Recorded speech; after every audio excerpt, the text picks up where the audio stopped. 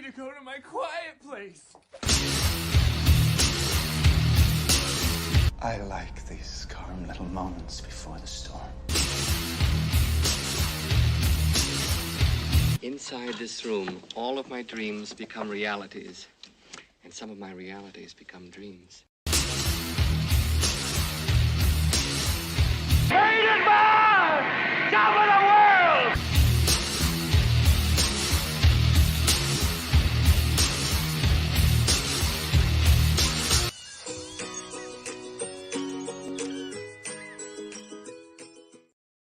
Yo, what's up, everybody? Tuesday What's up? morning. Mm-hmm. Yeah, I scheduled it wrong.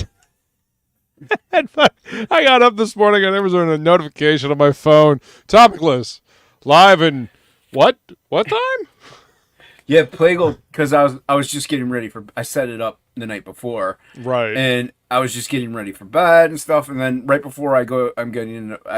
Plegel texts me. He's like, "Oh, we're going live in 30 minutes." I'm like, "Oops."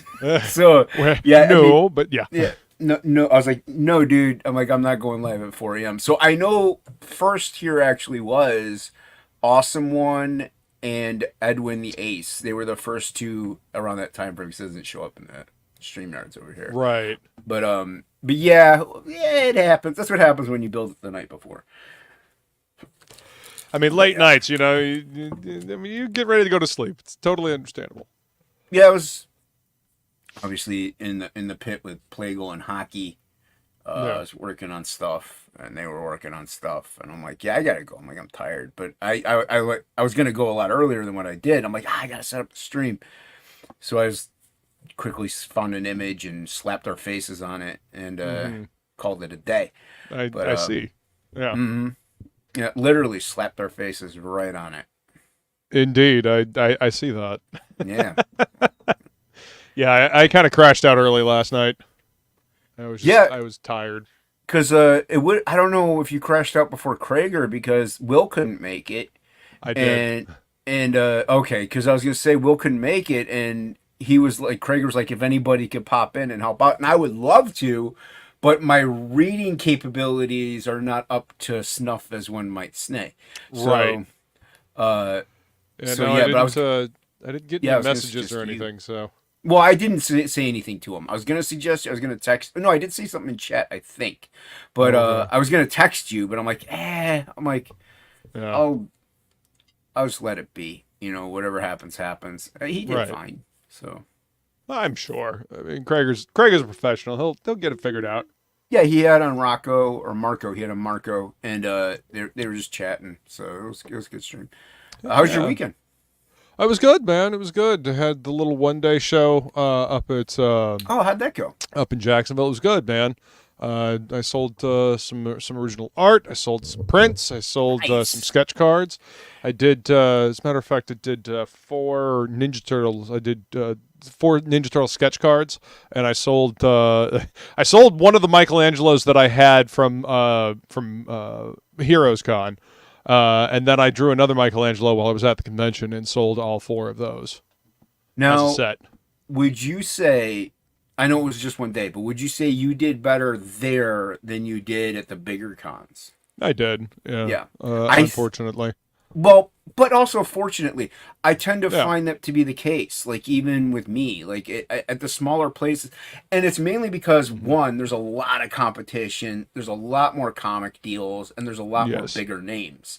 So, and I can't fault people. Like, yeah, I'd rather get David Finch to draw me something than Jason Bascom. So, yeah, you know, if you. But yeah, it was a little better for me, and it was you know it was a pretty cool little show. Nice. It was up at UNF, and they had this little lecture hall auditorium thing, and it was you know pretty decent size.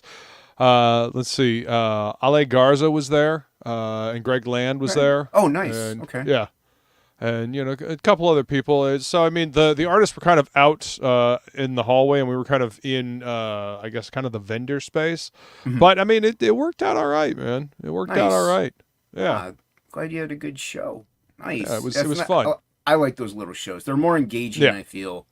And I don't know. It's just more. It's more entertaining. More about the comics and the fans. So, Yeah, and the funny thing is like I would have killed to have like a cool little show like that, so close to home when I was a kid. You know, we didn't have conventions like that were anywhere near when I was a kid. So it was cool. It's nice to finally see this area getting some convention love. Yeah, ours was like when I was a kid. I think we had a couple that were maybe a couple hours away, but that was probably the closest. Right. Maybe an hour or two. So not too bad in general, but nice though. I'm glad. Yeah, I'm glad it went well, man. Yeah. How was your weekend, man? It was a weekend. Didn't really do much. I went to the shop. I got just some random comics. I did pick. I put some stuff in my pull that I got to get this weekend. Mainly because I couldn't afford it at the time. So right. Not that it was insanely expensive. There was just a lot of it that was more than $4. So each. So I was like, I can't really just put these aside. I'll get them in next week, and they're cool like that, and they'll let me do it. But they're dupes. But some of them are dupes of the Dark Phoenix saga. So I was like, nice. I want them because I have them signed. And I want them for me mainly now. Like, you know what I mean? Like, these are going to be like they're not as high grade because they're not as expensive and they're just not as high grade. But I don't care. These are mine now. They're going to be. Well, I mean, those can be reader copies. They're reader copies for the most part. Yeah. I did get a couple things yesterday. So I did get the other cover of this, but I got this one. Ooh, this is the cover. The Visions 2 Plegel cover, friend, nice. And Dan Plegel and Billy Bacsko as I'm tapping on the money shot part. So yeah, dope. Turned out tapping great. on the point. Yes, yes. It came out fantastic, and I also have these. I did these. You might even have like one of these. I think it's that I did those drawings at work that I called Inks and Eats, and I did a couple zines of them when I was jumped in. I did a limited number, very limited. Like I think I did like 10 of them. At home, I printed them up, so I reprinted them through Mix'em, and I'm gonna sell these at conventions. So a little bonus thing, a little extra.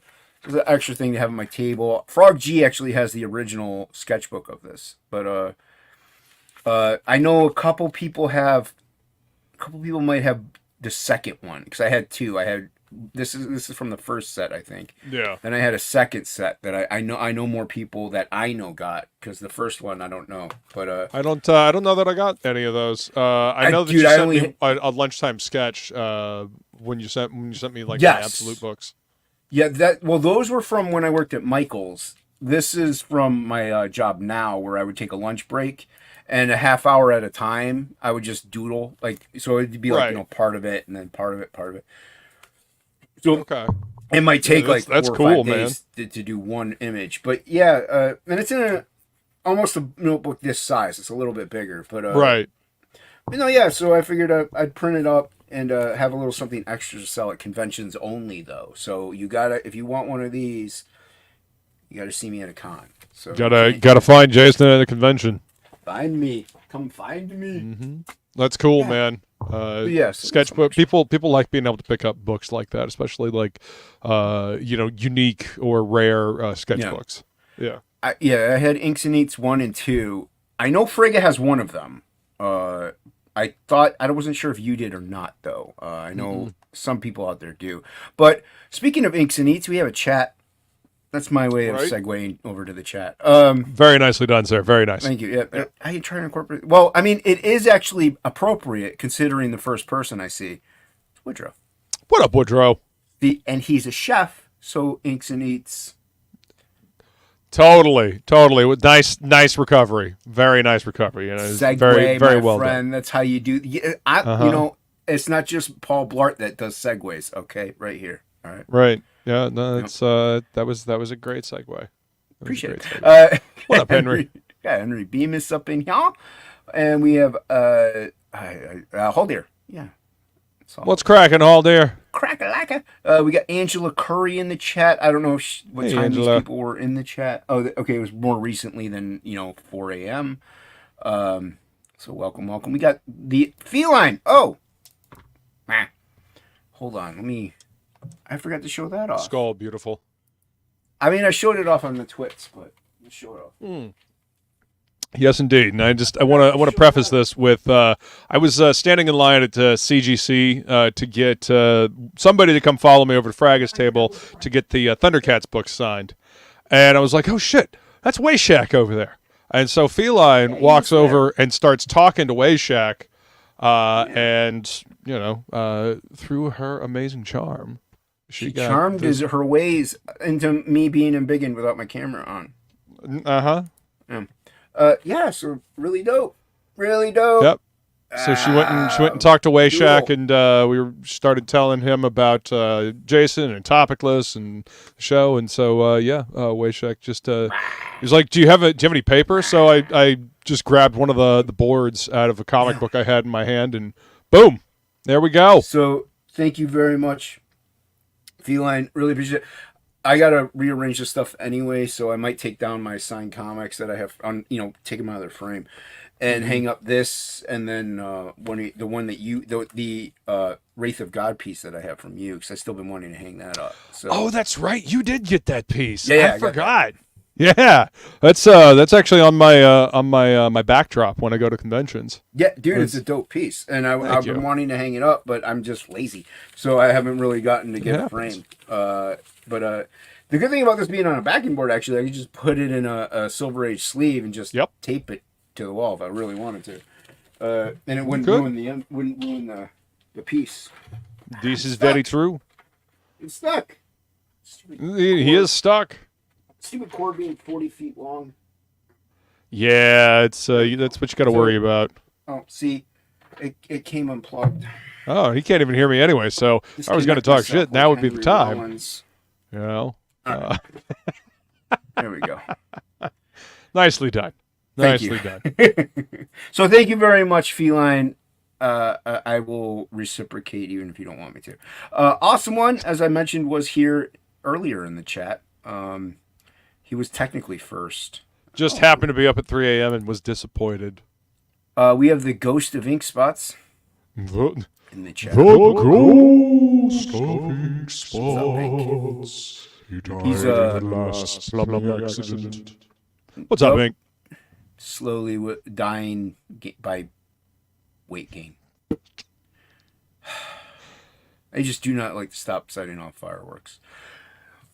I mean, it's only 5 days afterwards. So that's it. They've only been setting them off 5 months beforehand too, so it's not like it really, Right. Whatever. Dude, our dog will not go outside after 3 p.m. She just doesn't want to. Oh, she's that's so no terrified, that she just does not want to go out after 3 p.m. What's that? A hand waving? Yes, that is a hand wave. I don't know if he's like trying to give me a heart because he's gay. Can you hear that? You can't hear that? Oh yeah, I did. Yeah, that was. It sounded like somebody just walked up and tapped your microphone. That's the that's the fireworks. This is these inbreeders. They don't know how to do anything else but blow off fireworks. It's so stupid. I mean, they may blow off a finger while playing with this fireworks. See, at most, I mean, spontaneous bottle rocket fight, and suddenly somebody's missing a finger. I would like if they hit every red light from now until Christmas. That would make me happy. That because yes. So or they stub their toe every morning before they go to work. Like for a year and a half. Crotch be infested with 1,000 fleas. Yeah, exactly. Too man. short to see, scratch. That's what I'm saying. Oh, who's this? What's up, K-Plan? K-Plan. We have a K-Pop and a K-Plan. What's up, K-Plan? How you doing? Good to see you. The Ks are multiplying. What the hell? Yeah, well, they are. We like Special K, and we like K-Plan. Welcome. Yeah, welcome to the Ks. I understand. Like I said this before a million times. I understand New Year's and 4th of July. Right. After that, I'll even give you a pass with maybe like Cinco de Mayo or something like that. But after that, no. Stop it. Knock it off. You don't need it. I can understand being a little concerned as well. I mean, maybe your neighbors are pyros, you know, or maybe they're just so inbred they don't have any brain cells. They're like, yuck, this is fun, and then at 10:30 at night they're blowing off fireworks when people are trying. Dude, my nephew works construction. He wakes up at 5 a.m. Yeah. Like, if people are working the next day. Like, this ain't even a weekend. It is a Tuesday night, for fuck's sake. It's a Tuesday night. Hey, we got. What's Dave up, Plegel? We got our friend. We got Hojo, our other friend. What's going What's on, up, guys? Hojo? Good to see you. Welcome. Chat's hopping. Good to see the chat. Hit the like and subscribe. Go back Frog G. Go sign up for Mercenary Guild. Thank you, Feline. Thank you, baby. Do all the things that we sign up want for the you to Mercenary Guild. We're going to be raffling off original artwork for everybody that signs up. I'll show that off a little later. Friday, I got to back Red Eyes 4. I like Red Eyes. It's a dope book. Oh, from Alterna, right? No, I'm thinking Red Koi. You're thinking of Red Koi. Red Eyes is David Feed, I believe. Nice. I'm not familiar with that one. Oh, dude, I 1 through 3. He's a great dude. Puts out a good book. Right on. Has been doing. Dude, he's on issue 4 already. You know, and so he just hammers them out. Artwork's really good. Jim Cox, what's going on, my friend? Get off of Jason's lawn. Exactly. Yeah. All right. I mean, there's a slight difference. Like, I don't mind fun. I like fun. I'm having fun now. This is fun. We're having fun. But, like, come on. Like I said, it's like... raining you fun. Okay, like I said, those days you expect it. 4th of July, New Year's, stuff like that. You kind of expect fireworks. So even if you're a vet, you have, like, PTSD. Like, you can kind of expect and prepare for it. But when it's for 2 months before, every day, almost, like it may be, unless it rains. Even then, you never know. And then it's what you said, 5 days after. It's gotta get the maximum amount of bang for their buck, dude, literally. You're funny. And how much does this stuff cost? Like, you couldn't buy anything else, dude. I could go out and buy a dope comic book, grade it, flip it, get more money. There you go. Now I can pay for one of my student, a monthly payment on my student loans at that point. Right. Like, you could do so much more with your money than just boom. You know what? Here's what you do. You buy a gun and you go to a gun range. Yeah, you see, I went somewhere else with that. You go to a gun range. There you go. Bam, bam, bam. You can hear all the bams you want. There you go. And it serves a purpose. I mean, that's. I'm all for the gun range and getting better with the firearm. It's dark. Fireworks are, depending on the fireworks you get, I suppose, but fireworks are generally cheaper and they can set them off in their, driveway. Well, it was fairly recently it was this year actually, that they made it legal to buy fireworks in I don't know if it's in all of Ohio or just where I'm at in Ohio. Mm-hmm. But you can't.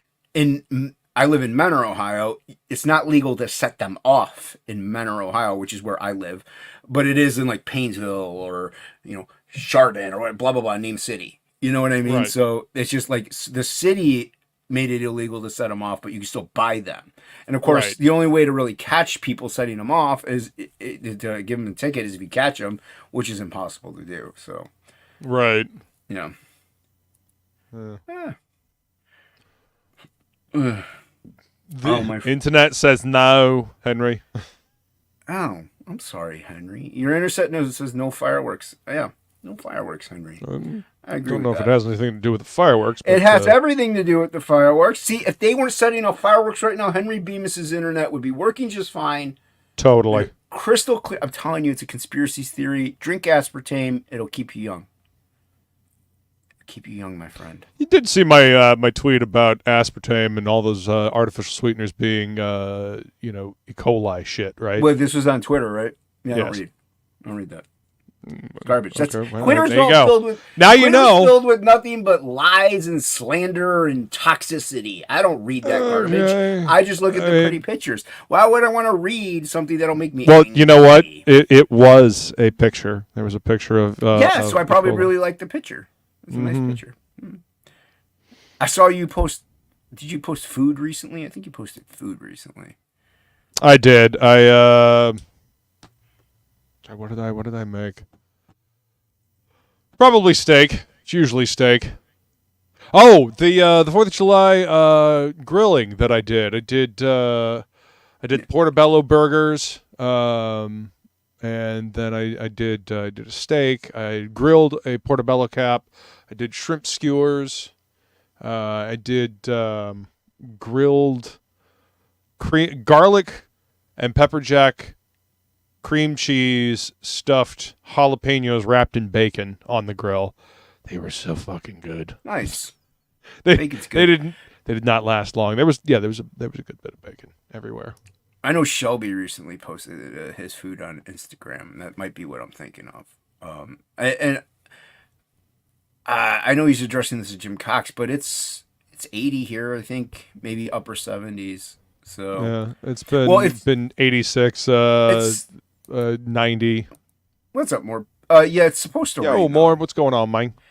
And that's what I think also why they're setting them off as much, because I think it's supposed to rain all day tomorrow. So, like, they're like, so they won't be able to. They won't be able to, so they got to get it in now. Like, well, then set them all off right now, dude. One of them, I was outside just trying to listen to where it was coming from, kind of easier pinpoint it. When I was out there, one of them sounded like a cannon went off. Like, that's how loud it was. Wow. It was insane. Like, that is legal dynamite, like illegal dynamite. It was dynamite. Like, I'm like, that's just crazy. It's like a quarter stick of dynamite. Like, I understand the ones that go off in the air and they make the pretty lights. Oh, yeah, so pretty.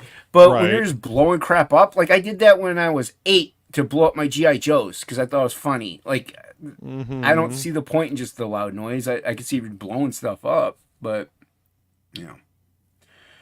But, yeah, so that's how everything's going here. some people just like to blow shit up, man. Yeah, well, like I said, get a gun, go to the firing range. There you go. Get your bang bangs in that way, huh? Yeah. Get your loud noises and blow stuff up that way. They had the Maid of the Mist. I've been on the Maid of the Mist. Do you know what that is? No. It's a roller coaster? Kind of. It's Niagara Falls. It's a boat you get on. And okay. I gotcha. Yeah. Yeah, I've been on it one time because it's been like, I'm 45, so it's been like 40 years since I've been to Canada. But, I've been I lived in New Hampshire, and I never went to Canada. This was back when all you needed to get into Canada was driver's license. Never went. It's a site. Don't want to. The Niagara Falls are a site for sure. Like, it is. I bet. Yeah, inspiring. Angela, find people for us to get on Sunday. Search Kickstarter. There's plenty of Kickstarter people we don't get on. I want to promote different people. Promote all the same people, which is fine. But like, when you're promoting, like, this is just an example. Love the man; he could come on anytime. But like, when you're promoting Edwin, and then I promote Edwin, we have the same audience. It really doesn't go far. But if I'm promoting Joe Schmo, and he doesn't really hit your channel up, or doesn't, and I'm like, hit Luke up in a month, that might do a little good. But when it's back to back like that, it's like, Well, I mean, there's just in case, there's certain people that may have missed my show because something else was going on. And they'll catch your show because it's on a different day. You know what I mean? Yeah. So, I mean, we have a lot of the same crossover, which is good. Everybody go subscribe to Luke if you aren't already. Link is in the description below. You are you, because I haven't seen you go live in a while. Or is it just because of the con stuff? Yeah, and I've been I have some people that have reached out to me. As a matter of fact, Michael Oden just reached out to me right before we did the show today for the Embrace. No, he's over streaming us right now. Is he? He's doing When in Rome right now. How dare you? Right this second. I know because I was in the chat earlier. Tuesdays belong to us. That's right. Nobody else on the internet can fucking stream on a Tuesday night at 9:15. Professionals at 9:15. Yes, 9:15. I was gonna say. Professionals can stream if they want on Tuesday night. Happy hour hangout, 5 p.m. Flying Felix channel. More than welcome. Go subscribe. Hit like and subscribe. 9 Odin, what are you doing? What? What, I can't what go are you watch you doing? now. I can't go watch you now. Like, Right. I like When in Rome too. No, everybody. It's a fun show.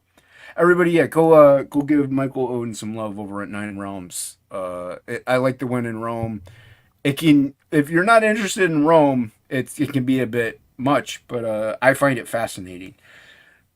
And I'm actually listening to this audiobook. Of course, I heard about most of these on Rogan, but it's called The Immortality Key. I don't know if you heard about that one.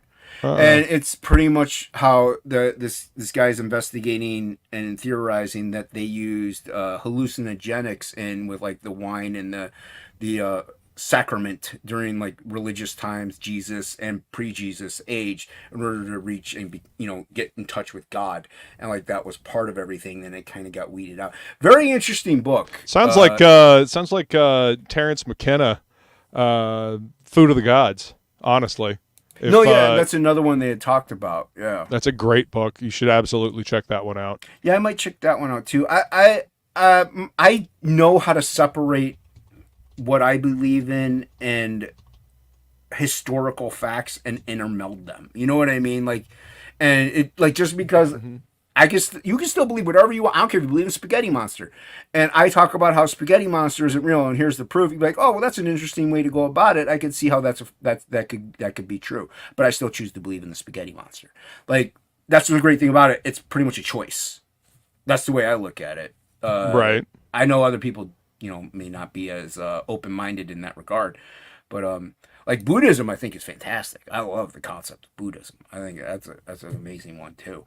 But no, it's a really good book, really interesting book. But it talks, a lot of it is based in Rome, in Italy, and stuff like that. So that's why the kind of connected. But that's. Well, I mean, there was a reason why they had to have wine mixed with their water all the time, is because it killed the bacteria and everything like that. Mm-hmm. It was safer to drink wine and beer later on, if I remember correctly, than it was to drink the water, because the water was not good. It would give you well, dude, diarrhea. They had lead pipe. They used lead pipes and stuff and everything. Also that there's a whole lot of crap. I mean, Rome burned while Nero played the fiddle, and the reason why Nero was playing the fiddle is because he was being poisoned by the lead, and he was fucking crazy.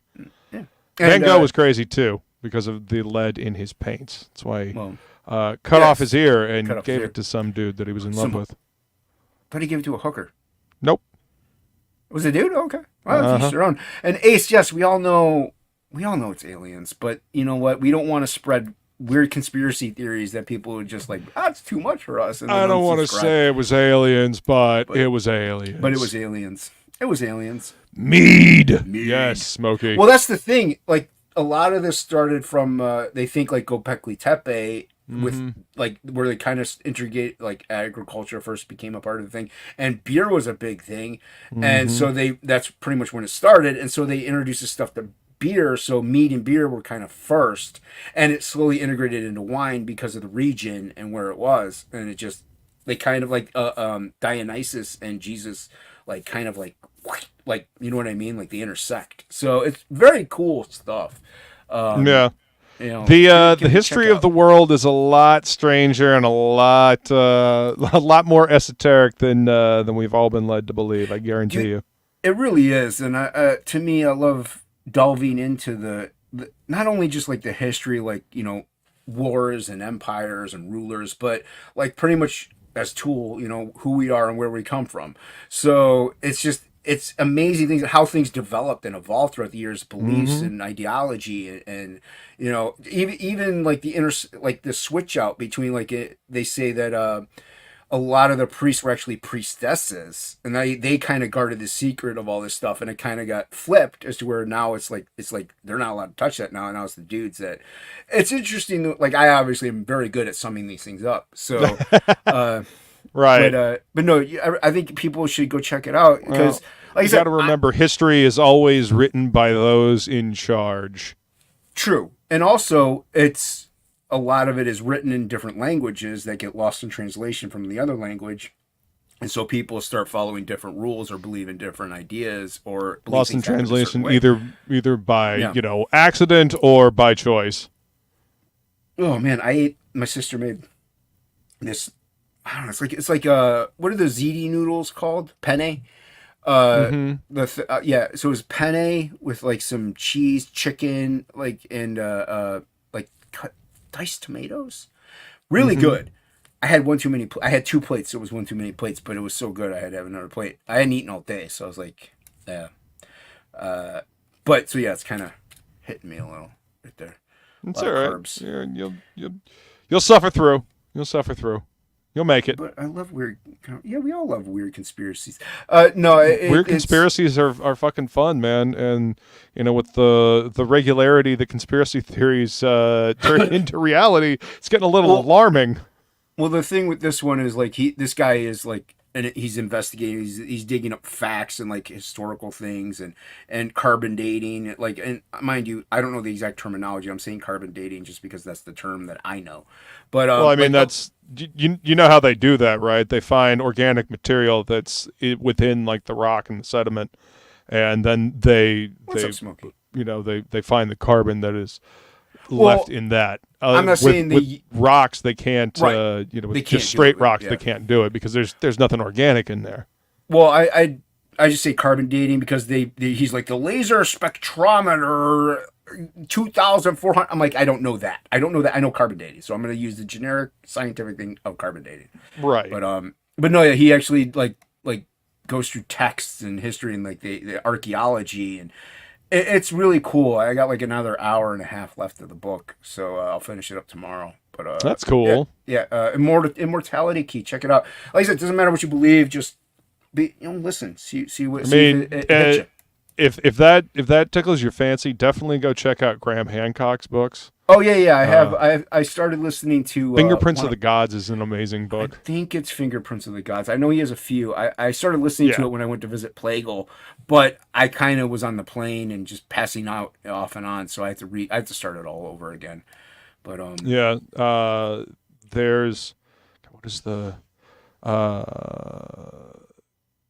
Contact with Gods or something like that. Basically, he starts out the book going into like he's trying a hallucinogenic drug so he can report on it. What is the name of it? Why are you going to J Dollar? Is J Dollar streaming too? Like, I mean, everybody just jump it, whatever. No, I know he Graham Hancock is another one who does believe in like, not, I don't want to say experimenting, but in a controlled environment with like guided meditation stuff, but like a psilocybin and stuff like that. And it helps you understand a lot more than what and I believe it's true. I'm not a doctor or a practitioner in any way, shape or form. Don't listen to anything I say except backing Frog G right now and signing up for Mercenary Guild. But aside from that, I'm not a medical expert, and I've never done anything. But I still am open to the idea of that. And I think you should be a certain age before you do anything, too. So. Yeah, it's to do a lot of that stuff, you honestly need to have a good sense of self. Otherwise, people will have what they call bad trips. I believe the name of the book is called Supernatural Meetings with the Ancient Teachers of Mankind. Is the name of the... I don't have that one. Yeah. That's the one where he's talking about them using substances to contact their gods. Yeah, and which, I mean, everybody, a lot of, at least most don't call it opening the third eye for nothing.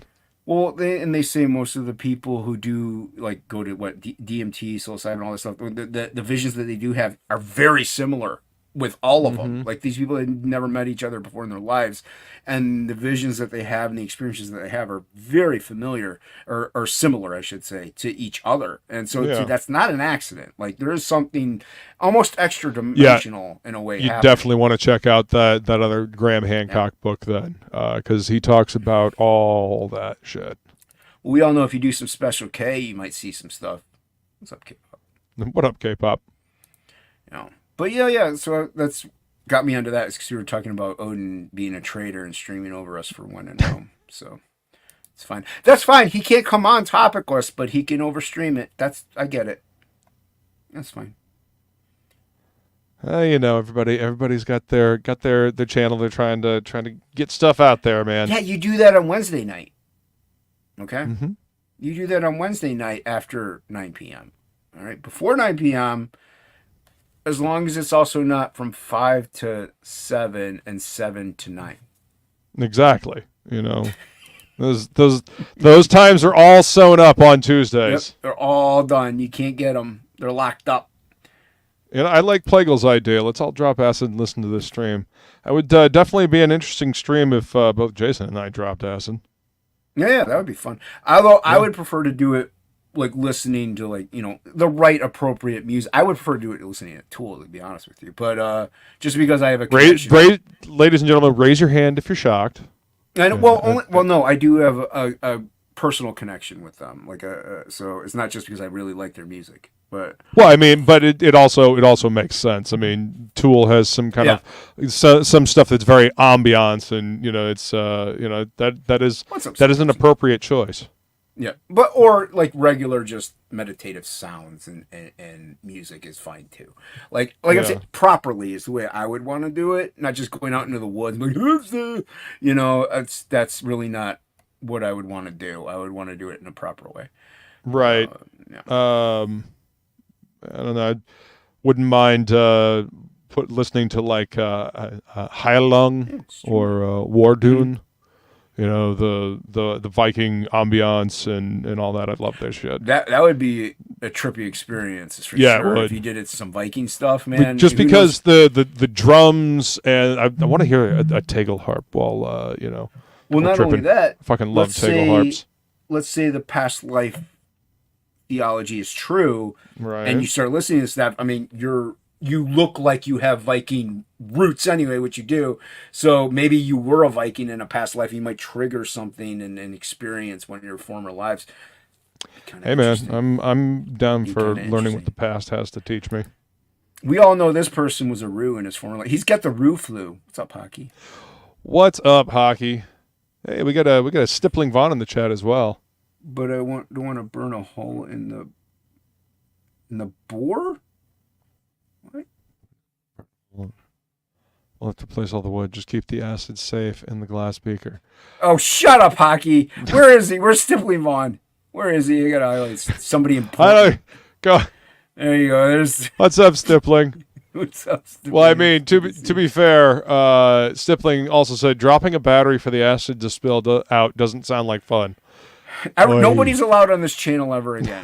That's it. You're all banned. You're all kicked.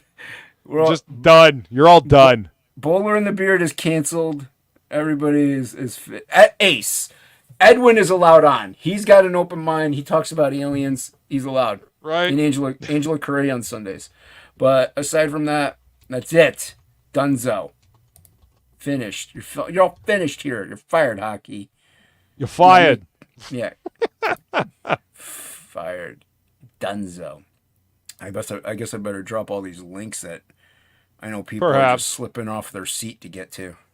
I don't know if you saw Henry Bemis's chat there. He says, hey, Jason, Luke, should I drop $350 for an FF number 52? I'm considering it. It's the first appearance of Black Panther T'Challa, and as well as the nation of Wakanda. $350, he's saying. What's the grade? That would be that's the next question. That's the important thing is the grade. The way I usually do it is I do my research first. I look online, I see what they're going for. I see what they're going for graded, and I do try to find one at my LCS or at a con that's raw. That way I can benefit from flipping it, but also you can still check the condition because you never know. Somebody might have somehow figured a way to slab it and put a 9.2 on it. So, a 9.8 is $1,800. A 4.0 on eBay currently going for $550. Then I would say pull that trigger if it looks like it's a fine, very fine. I would say go ahead and pull it, and then go ahead and flip it. $350 for about very good. Maybe very good, fine. Wow. So you're probably looking like 9.4, 9.6 then? Possibly. I would think it would be a 7 or an 8 if it's very, very good. Or am I thinking? I'm getting good confused with fine. No, I guess 9.8 would be very fine. That's what I thought. Yeah. So I would It doesn't sound like a terrible If you deal. said a 4 or 5 goes for 500, 550, yeah. 550, then I would do it. If it's a mid grade at 350, you could slab it for maybe $60, get it pressed, and you could probably flip it for 6 if you get a good grade. I'm looking at a 6.5 on eBay right now for $900. Yeah, I would do it. These are kind of all over the place. Like I said, make sure you can see the book though, because you can get burned very easily. Aaron LaPresti's, it's happened to him a few times where he's bought it offline. The picture looks better than what the book is, and so it's not as good of a grade as what they said it would be. So as long as you can actually see it and like see the corners, the edges, and make sure there's no color breaks, stuff like that, I would do that. It looked like a good. Okay, so yeah, It sounds like a good deal, but it does sound like a good deal. But things can be too good to be true sometimes. So, like I said, if you can physically see it and hold it, I would say do it. Very good. And Plus, then, okay, 4.5 or a 5, yeah. like I said, I would still slab it and get it pressed. You might be Very able to good, get fine, like got at it. least a half higher grade than what it is. And you could either which way, even if you don't want to flip it, it's a great deal for that book. So, yeah. Yeah. And now, mind you, I'm no expert. I haven't really been doing this all that long. I know a little bit about a little bit. I don't know a lot about a little bit. No. No. I What's up, Lord Liam? had to CGC books for the first time when I went to Heroes Con. Yeah, Yep, well, never done it before. And as you've seen, how funky it is whenever a brand new book can get a 9.8 and a 9.6. So Yeah, that kind of surprised me, honestly. yeah. This is I think this is like hold on. the only slab book that I have. Ooh. It's Jupiter's Legacy #1, Mark Millar, Frank Whiteley. Ooh, yeah, nice. It's a 9.8. It was given to me by a customer at the comic shop, and that's cool. unfortunately, he is no longer with us. So. Oh, well, that's not cool, Yeah. but the book's cool at least, and you have something to remember him by. I do. Yep. No. But yeah, so I'm not up on Liam. the CGC all that much. I know a little bit. I definitely know if it's like those Thundercats that were the Fragus Thundercats, those are real new. I wouldn't get impressed. I just wouldn't. There's no point. Right. But anything that's maybe 15 years or more, maybe 20, I'd go in or more. I would get pressed, and that's an extra like Right. $25. Hello, Fred. What's up, Plegel? Plegel? The walls are melting, man. Don't worry, they're supposed to do that. The walls are melting. Can you see God? Hold on to the handles and brace for the G's as you make the turn. Did you mix I it had with to turn wine? my camera. I turned my camera off because I had to take my pants off Why did you have to take your pants off? because I'm eating Pepperidge Farms. That no. Well, but Can't make any Pepperidge- sense of that. Sorry. But Pepperidge Farm will remember. Pepperidge Farm remembers, That's right. but Pepperidge Farm isn't going to keep it to Pepperidge Farm I himself. filled up the last spot. No one else can join us now. That's Sorry, true. I everyone. downgraded. I downgraded my StreamYards. Now I can only get 4 people. That's it. That's a lie. That's all you get. No, That's all you I get. don't think that's how that works. Well, according to Hocky, it's this not is how all they- I get. This is it. Sorry, folks. You were too slow. Too bad, so sad, too slow. So I decided today, Jason, that I have It's to for add pages to losers. Goblin Girl. You have to add pages. What? Why? Because shit wasn't working out. I was writing the dialogue, and I was realizing there was all kinds of stuff that didn't make sense. What's up, Krager? Comment about the Um, one you're highlighting. Specifically, the thing that didn't make sense was there's something that said literally on the first page of the book that is never paid off. Yeah, but you And can I'm pay not that about- off in issue 2. Yeah, but I'm not about to clickbait people after them waiting for 3 years. So Oh, that's the best way to clickbait them. I had to add 2 pages at the end. I mean, at this rate, we're clickbaiting people with the supplemental. Mm. Yes, that's the jab at ink spots. I mean, Easy to jab. Shocked. Shocked, I tell you. I mean, if you gotta add What a- pages, you gotta add there is a pages. jab. Yeah. Hockey, do you still have the roof flu? Yeah, I'm on the tail end of it. You're on the I've got tail Hockey's end roof of the, flu. Gotta watch out for them Yeah. them wicked roos, man. Hockey's on the tail end of his roo. Yeah, I got the roof flu and my legs are a bit wobbly. He's got a wobbly roof flu. Sounds rough. Sounds rooful. Sounds Ha, awful. ha, ha. Don't care. Is Krager in Jonestown? That's pretty I ridiculous. should finish this one. I don't know if Krager's in Jonestown. I don't think he is. I don't think he is. I gotta add him. Everybody wants to be in Jonestown. You gotta drink the Kool-Aid. That's right. Yeah, because you weren't I don't there. drink and Kool-Aid. you don't He's get in off. Jonestown. He says I am.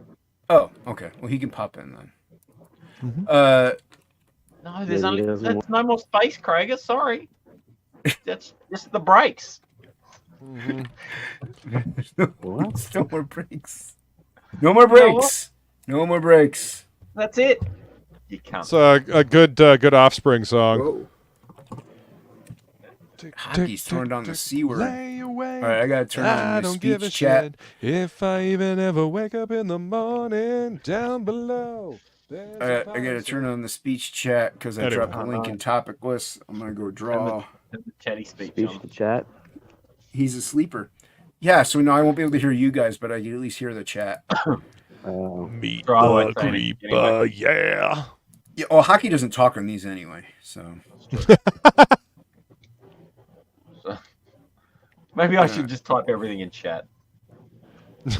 That would Be on pretty panel, funny. but type everything in chat just to make sure Jason has to hear everything you say.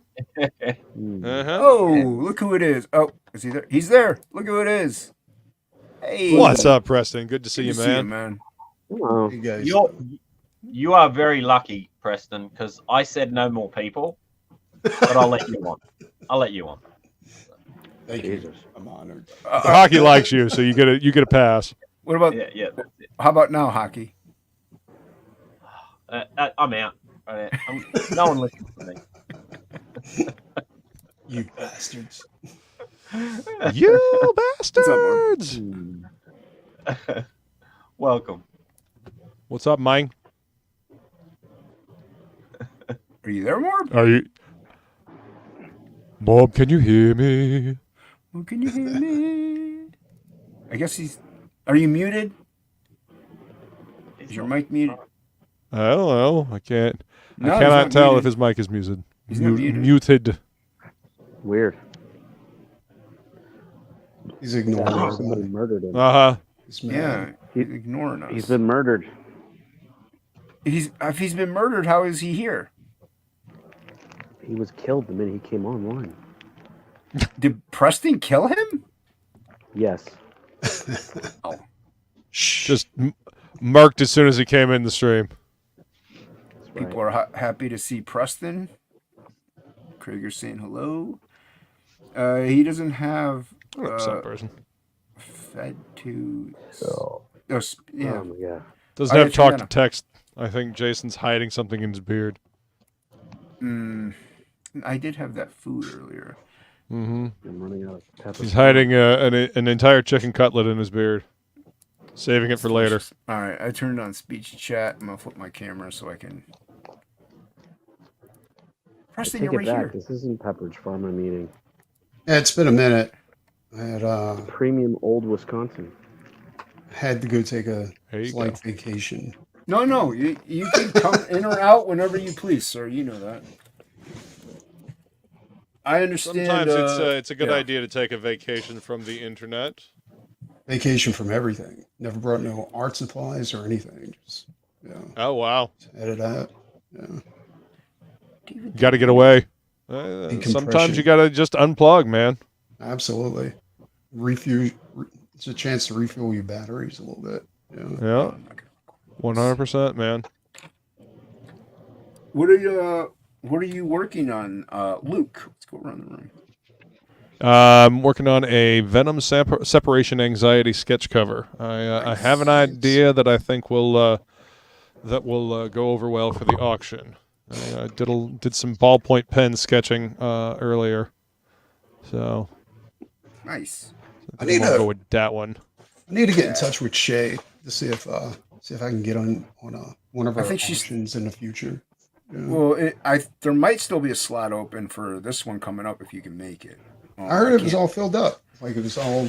I think she did say it was all filled up. I mean, reach out to her and ask. But yeah, she may tell you that it's all filled up. Hockey, what are you working on over there? I'll probably work on this one. Probably work on that one more. I was Ooh, just showing off nice. the other ones that I did. realism. Those are nice. Oh, those are sweet. Heck yeah, man.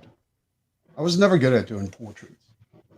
Hockey's Yeah, really good. I haven't done them for a while. I thought I'll try and warm up a bit.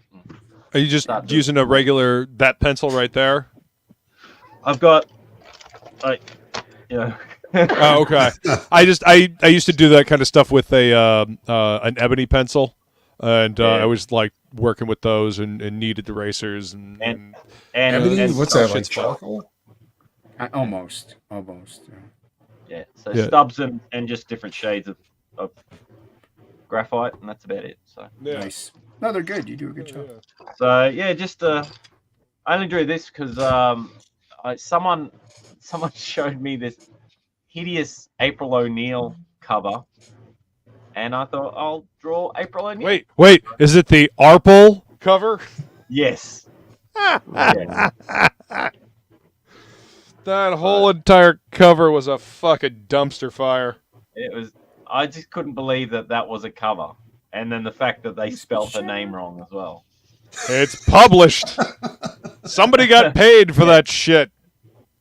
I just like her, so I drew her, Yeah. and I like her with the short hair. So, and yeah, that's about it. Nicely done. What are you working on, Plegel?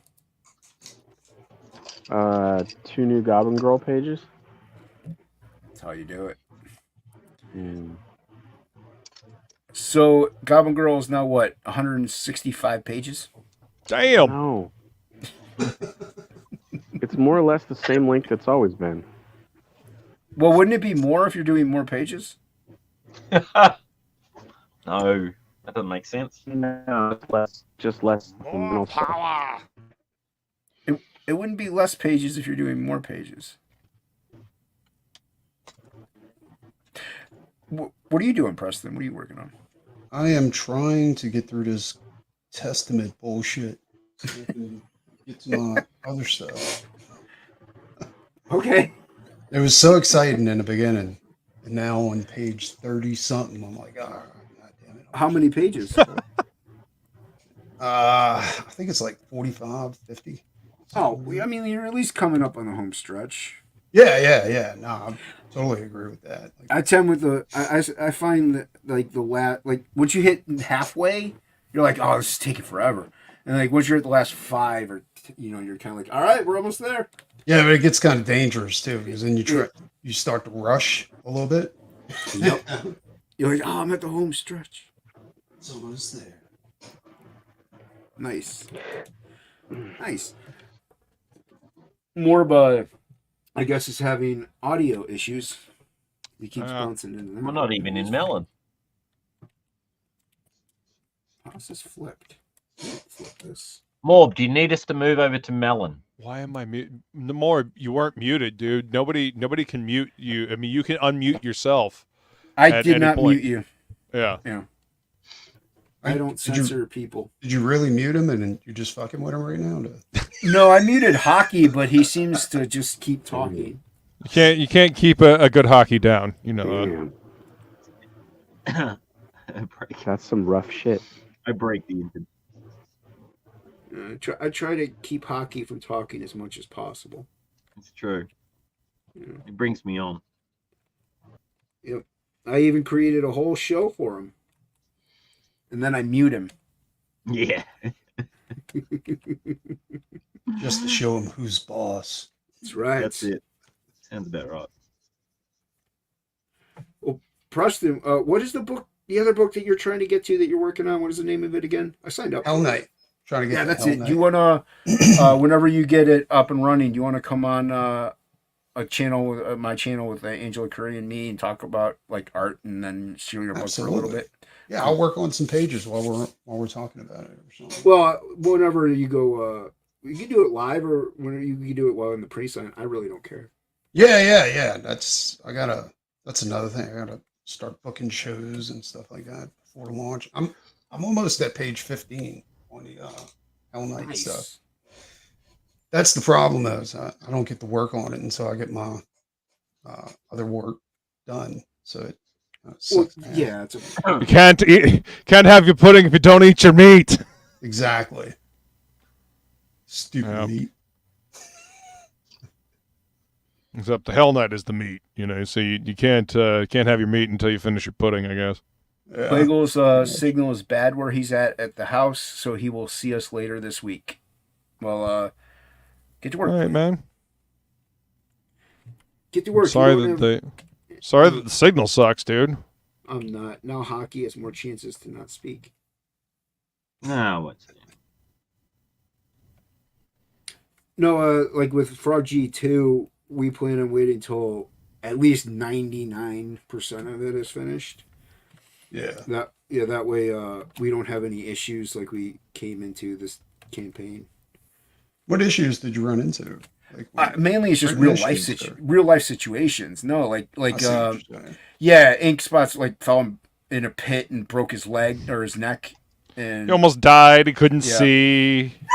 He actually does have to have I don't know, is it Lasix? But yeah, his diabetes is making him go blind, so he's got to get that fixed. Yeah, so he's coloring and drawing now. He's not as bad as me, but still really bad. What's up, good stuff? Good to see you. What up, it's good like a stuff? nightmare. It is, any dude. artist ever. Anything that could happen did during our campaign. Anything that threatens your sight is like the worst possible thing that could possibly. I mean, listen, the artist that I worked for in Orlando, he didn't take care of his diabetes, and he started losing his sight. Then he lost a foot, and then he lost his life. Is that what was his name? He's the guy that did the Strathmore cover. Yep. Yeah, I know who you're talking about. Yeah. Yeah. It's a damn shame, man. Yeah. Because it's preventable. You gotta take care of that diabetes. Absolutely. It's no fucking joke, man. Boglafanova or some shit like that. The dude who did Batman Arkham Asylum, he decided not to take his diabetes medicine and just do P90X. And he had a massive stroke. Paralyzed his right side. And yeah, I know the artist you're talking about, and his ex-wife is still selling his stuff at shows and stuff like that. Yeah. No, his widow is selling his stuff at shows. Yeah, that was bad. I was at a show with that dude, and this is when they were running a GoFundMe to get his eye operation. Yeah. And even though he was blind, almost blind, he was still doing commissions. Like at the show. Well, a lot of it is muscle memory. Like, you may not be able to get them insanely minute details that you could before, but a lot of it is just your arms have been doing the gestures for so long that you can kind of get like a noir style. Yeah. So, well, I can tell you right now, like, there was no noir, like he was doing like full blown commission. That was gorgeous, full on detailed stuff. Yeah, that's pretty crazy. They were like, your pencils are to your right, the page is directly in front. Yeah, I'm not that bad yet. And he would go to town on it. No, dude, dude was ridiculously talented. So you work for that dude? Yep. What did you have? 2012, from 2012 to 2014, beginning of 2014. Yep, I was a studio assistant. At least that was the title that he claimed. Unfortunately, didn't get to learn a whole lot because it ended up me having to work in his warehouse, selling his stuff on eBay, and not getting any time to paint or draw, and having to work at Home Depot at night packing out freight. So he wasn't paying you a ton of money. He wasn't paying me at all except to go to conventions. Oh. Yeah, so Yeah. no, I had to go get another job just to actually have money coming in. What were you like? What was he? I mean, if you don't mind talking about, That's it, good. What was he paying you over at for conventions? $100 a day if it was, if it was a bigger show. Oh, that's not bad. No, Like, no. I I used mean, to do my helpers, I like- enjoyed. Hell, it's how I learned to work a convention, man. Yeah. I always had fun doing the conventions, but the ones that I got to go to that were profitable enough for him to have me there were few and far between. Yeah. Every convention, unless it was like a total loss and I never made any money whatsoever, I always paid my helpers like $300 for the weekend to go and just hang out. And they got free passes, took care of their hotel room and everything like that. Yeah. Well, San Diego 2013 was the last straw. Hookers, hookers. Hookers. Shows. No, didn't get none of that either. I'm actually okay with that one, but yeah, it was. It's unfortunately working for that dude is kind of what put me off actually wanting to be an artist for many years. Really? Yep, Was that bad or? it was that bad. Holy shit. Was he like in charge of you, or was his wife like kind of telling you what to do or something like that? She tried, but it was the warehouse was supposed to be her job, and then I got co-opted into doing it, and then she stopped showing up. See, I don't like to talk about that chick too much, but do not trust that motherfucker. I didn't trust her. Yeah. You know what I'm saying? Like, it was like really suspicious on everything that was going on there. Mm-hmm. I found that out in person once when I was counting prints. So yeah. Anyway, that's all I'll say about that. Yeah. For right now.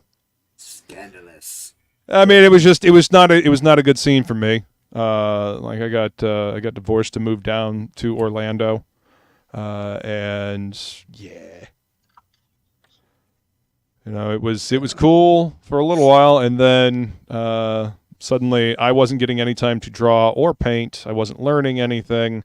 I was constantly tired because I had to work nights packing out freight at Home Depot, and then I had to go spend the entirety of my day working in his warehouse that he had bought or rented or whatever, so I could sell all of the leftover stuff from conventions that he didn't want.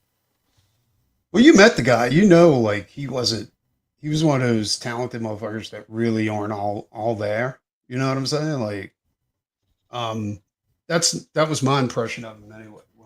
He liked to tell a story. Yeah. Yeah, I could spin a yarn. Whoops. Yeah, even especially if you could base it on pseudo real events that he can then embellish for his own gain to aggrandize himself. Yeah. Yeah. I mean, it is what it is. I'm here now. Lessons. It's all about the Yeah, lessons. and that's exactly what it is, man. It's lessons learned. I mean, working for him, I got to have dinner with Billy Tucci and Bob Layton. Yeah. I got to hang out with Mark Texiera, and I don't know if I ever showed you this, Preston. I've got. You guys remember this Wolverine cover, right? Oh, I remember. I already know what you're talking about. This thing. Yeah.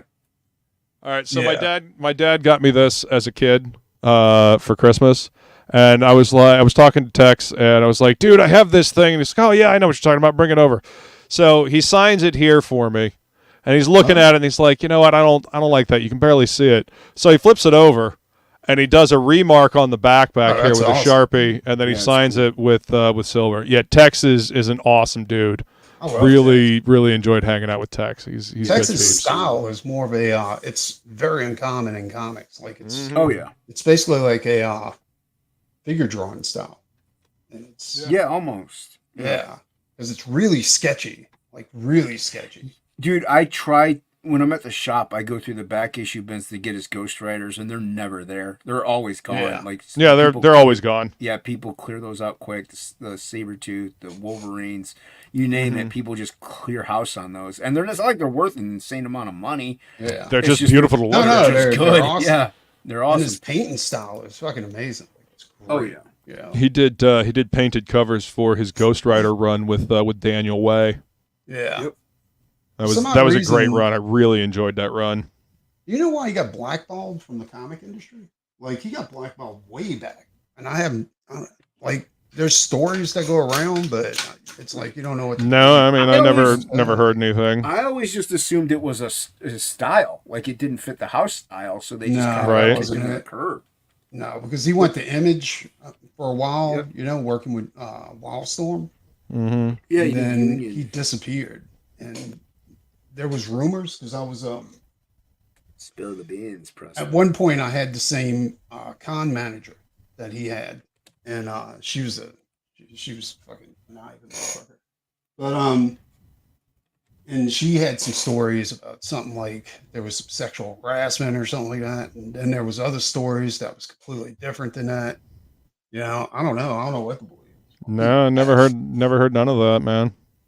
Then there was other stories where he just pissed off the wrong people. Yeah. That I believe. It's probably more likely. If that might actually be what it is. I'm not saying, people don't sexually harass other people. It happens quite often. I mean, sexual But- harass, that's a big, you can ask somebody out and that can be considered sexual harassment. Exactly. My thing is maybe he took somebody out, another person didn't like it, and that's Could be. Yeah. Very I much. mean there are more petty things that have been done to What's fuck up, Roy? people over, Yeah. or more petty reasons, I should say. Oh yeah, Penthouse Comics art. Yeah. Yeah, word. Yeah. Yeah. What's up, Art of Roy? Good to see you, you man. got Roy in the chat. Welcome. I did like his run on Union. Yeah, Union was It's good. great. How about you, Hockey? Did you like his Union? Yep. Dynamite dropping as always.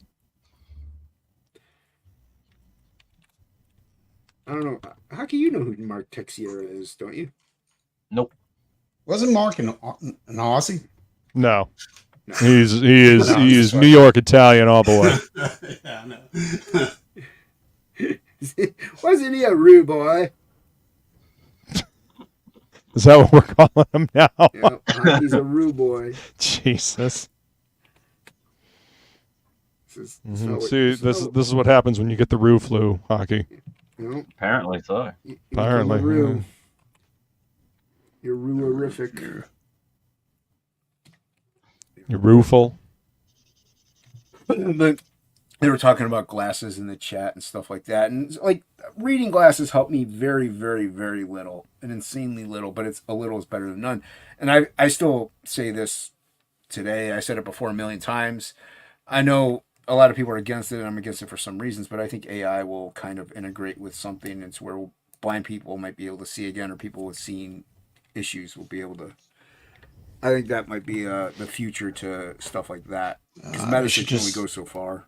They should just release the prosthetic eye. Dude, Just be you know done with what it. I'm saying? Give me robot eyes. You know they got it.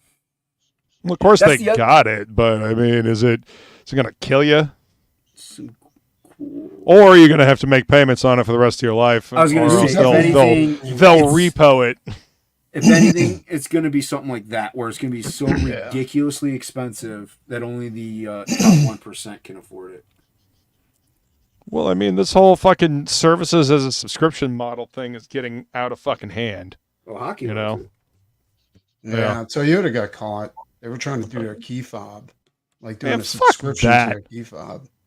And The only thing to do is stop buying new products until they start doing something different. Fuck this shit. yeah, Awesome one. Let's see. Hey, you What's could up, run a Comic Bob? GoFundMe and get your. Yeah, what's up, That Bob? guy We were talking now. about Mark Texiera. Old Tex. Tex is Tex. awesome. Yeah. Was telling a story about how I got to hang out with Tex. I've seen Bob in a bit. Yeah, hope you're doing well, man. I don't know if he backed it or he's gotten it. Some people are getting their Frog G's that got the regular book. Right. Posting them. Happy to see that. So.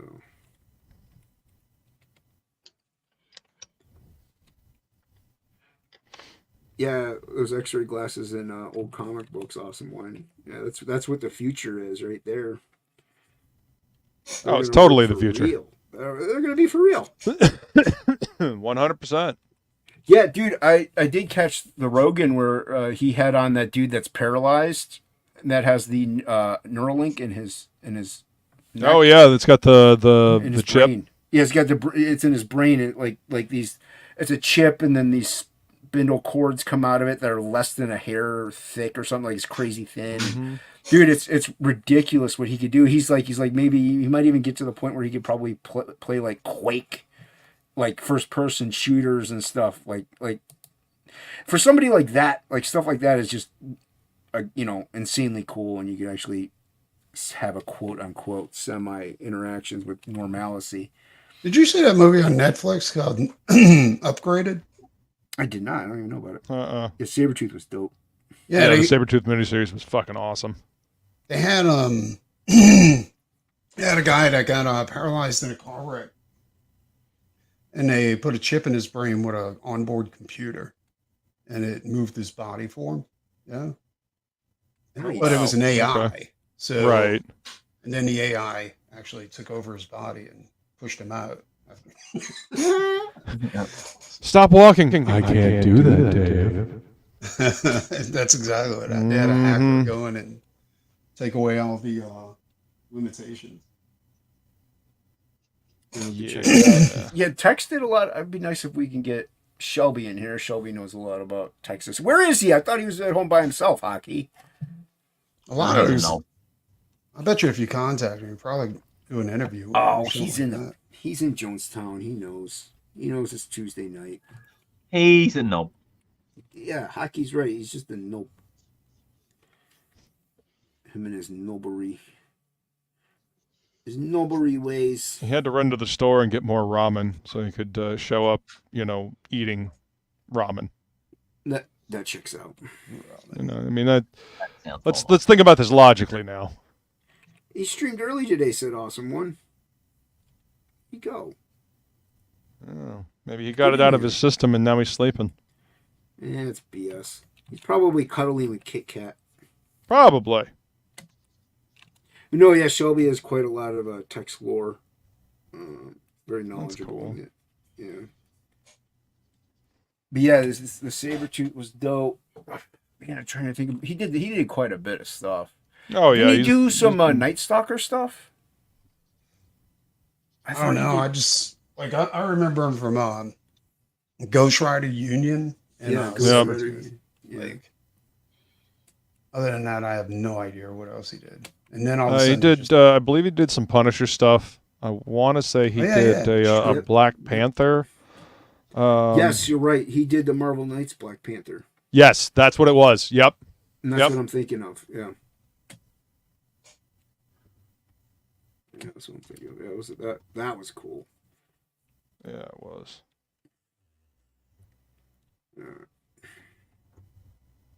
But yeah, he's a cool dude. I enjoyed hanging out with him.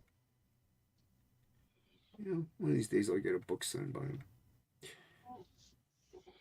I'm not gonna flip that one. I don't flip everything. I don't want to flip everything. Just I mean, you got to hold on to some things, You well, I'm holding have at on least to quite something of a collection, right? I'm holding on to quite a bit until it. I don't want to get rid of it too soon because, for one, I want to have it, and also, I want to make sure it keeps going up and get the most biggest bang for my buck. So yeah, but that's the other thing. Who knows when that bubble's gonna pop too? Like, I don't know if one day people are like, "Yo, we only want raw books. We don't want the slab crap. You know what I mean? You never Right. know what people are going to decide from one year to the next. And then you have like 120 slab comics that cost you thousands of dollars to slab, and you got to crack them all open now. Right, just so you can get your investment back. Yeah. I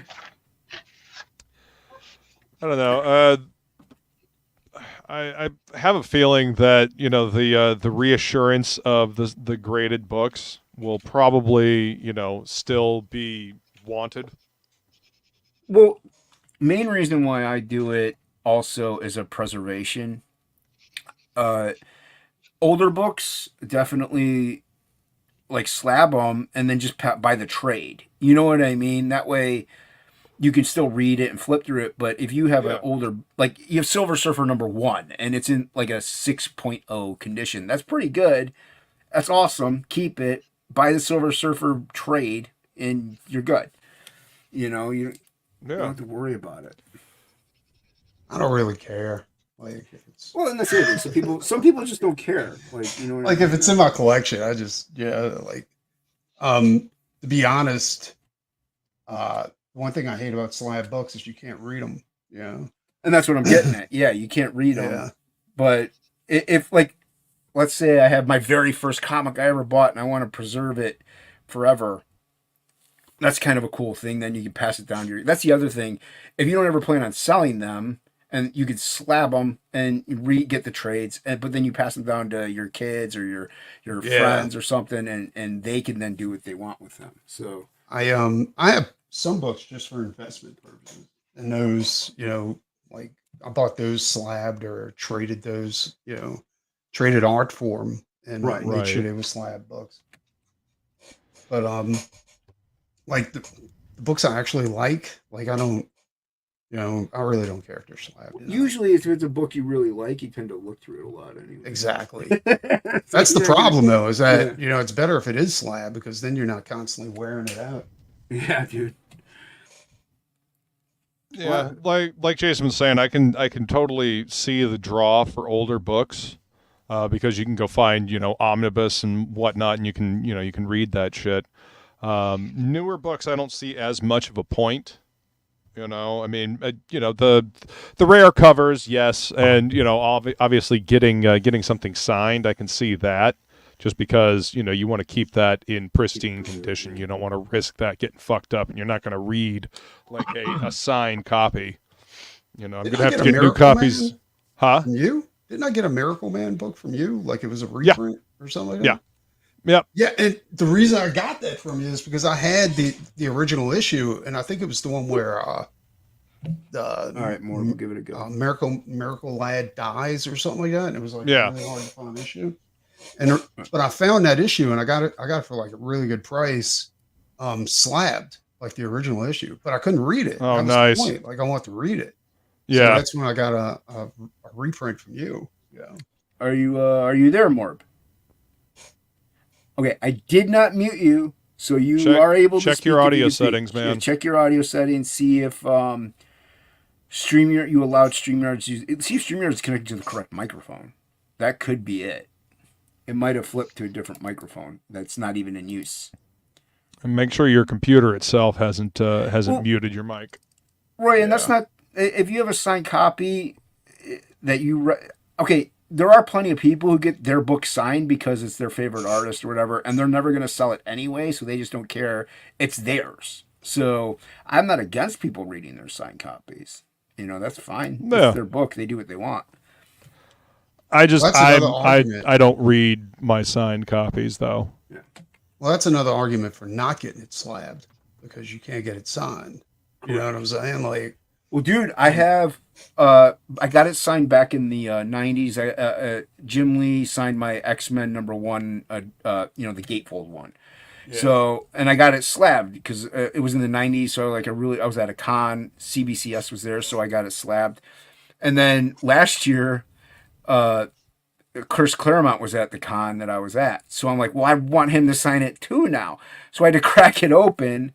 Jesus. And go through that ordeal. Taking a chance on doing that shit. Dude. Well, I actually did suffer from it because I lost half a grade because I don't know, maybe I did something, or they just graded it less because you never know. People can grade it whatever they want. Well, I heard there was a problem with CGC. Like they were doing really fucked up grades, and it was because the people that was sending books in knew a couple of people over there, and they were doing buddy grades. You know what I'm saying? Oh yeah. I got you covered, dude. Don't worry about it. Yeah.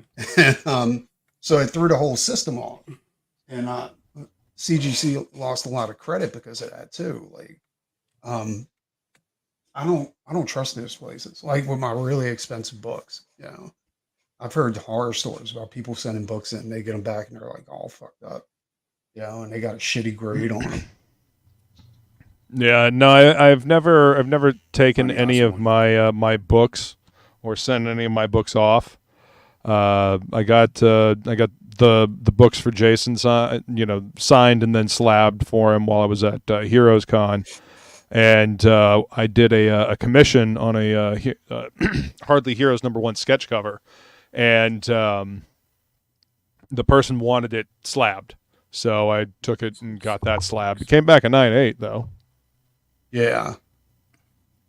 Yeah, and that's the other thing. It is finicky. It could be a brand new book with nothing wrong with it, and it gets a 9.6. So it all depends on who's grading it. But and like I don't know. I was wondering if they were just hesitant to give 3 9.8s because I did all three. I had to do all three books at once under the same tab. Who knows? I'm not mad about it. I'm never going to try to sell that. That's mine. So, right. My nephews can deal with that, or friends. Yeah, exactly. There's an overgrading, undergrading. It's a finicky thing, and it is up to a personalized choice at that point. So, Morb, if you're back in the chat, I don't know what's going on. I haven't seen him say anything yet. I had to sell a couple of books to get my dog's knee surgery. He needed a knee replacement. Oh, damn. Yeah, but then a couple of years later, he died. And he passed. That's right. He passed away from I remember you saying that. Was it bone cancer? Damn, dude. 100. Yeah, I know it fucking sucks every time. Yeah, it's nice, Roy. I keep putting myself through the same thing. I bought another one. Anyway, so I sold off my first appearance of Ghost Rider. Hey, what's up, babe? And in the first appearance of Galactus to go ahead and get it done. And the person who bought it didn't care that it wasn't like slabbed. So yeah. I have a good price on both of them. I mean, I have a 9.8, but it's new, Smokey. What's up, Silvar? Some person, if they sign the book, like it devalued it at that point, unless you get it in to get authenticated, because you can't get a raw signed book. You can't sell it. You just can't sell it, really. And CGC refuses to go ahead and verify the signature. They now have the verification, like you know what I mean, like CBCS, where they will verify a signature that was signed before without them witnessing it. They just started that. Really? In the last couple months they implemented it. Nice. So. Because I got a slabbed Lobo with who created Lobo? It was I can't remember. Giffen? Geffen? Yeah. Giffen. And Keith Griffin. And he signed it, and I was like, nah, that's Keith Griffin's signature. But because the signature wasn't verified, CGC marked the book down like it costed him a couple of grades. Yep. And so when I bought the book, I got it for like $35. Yeah. And because I was sure that's Keith Giffen's fucking signature. I was like, nah, dude, that's his signature. But CGC at that point wouldn't budge on it. Like they're like, no, it doesn't matter if you get it verified, unless they witness it. It was that's why I was thankful for when CBCS came about, because they did the unverified, signatures. They would just, check them against their back catalog. Because this is what I also think is ridiculous. There's some people that won't buy CBCS graded books. I don't get That's it. It's crazy. Yeah, me too. Like, I got It's a the bunch same of as CGC. It's the same guy. Like one of the founders of CGC broke off and did his own company. Like it's the Well, I same heard thing. the grader like left CGC. The great that like that's why CGC also lost a lot of credibility is because the guy who was grading books over there left and went to CBCS. You know what I'm Yeah. saying? Yep. So I think CBCS currently has a little bit more cred than CGC. Currently, I think that's the case. Yeah. It's crazy. Like, I it's will say nuts. this: they did seem to have a whole lot of new people at the booth that didn't know exactly what they were doing. Yeah. Yeah. CGC. Silver. CGC, unfortunately, That's the dude Josh that I talked to that actually helped me finally get all the books sent through and everything. He was great. He had been there for a while though. He knew what he was doing. It seemed like there were a lot of people that didn't. Yeah, Silvar, I'm both. I'm a collector as well as a reader. Well, I shouldn't say reader because I really don't get to read them, but I look Creator? through them. I'll buy a comic that costs me like $50. I'll still look through it.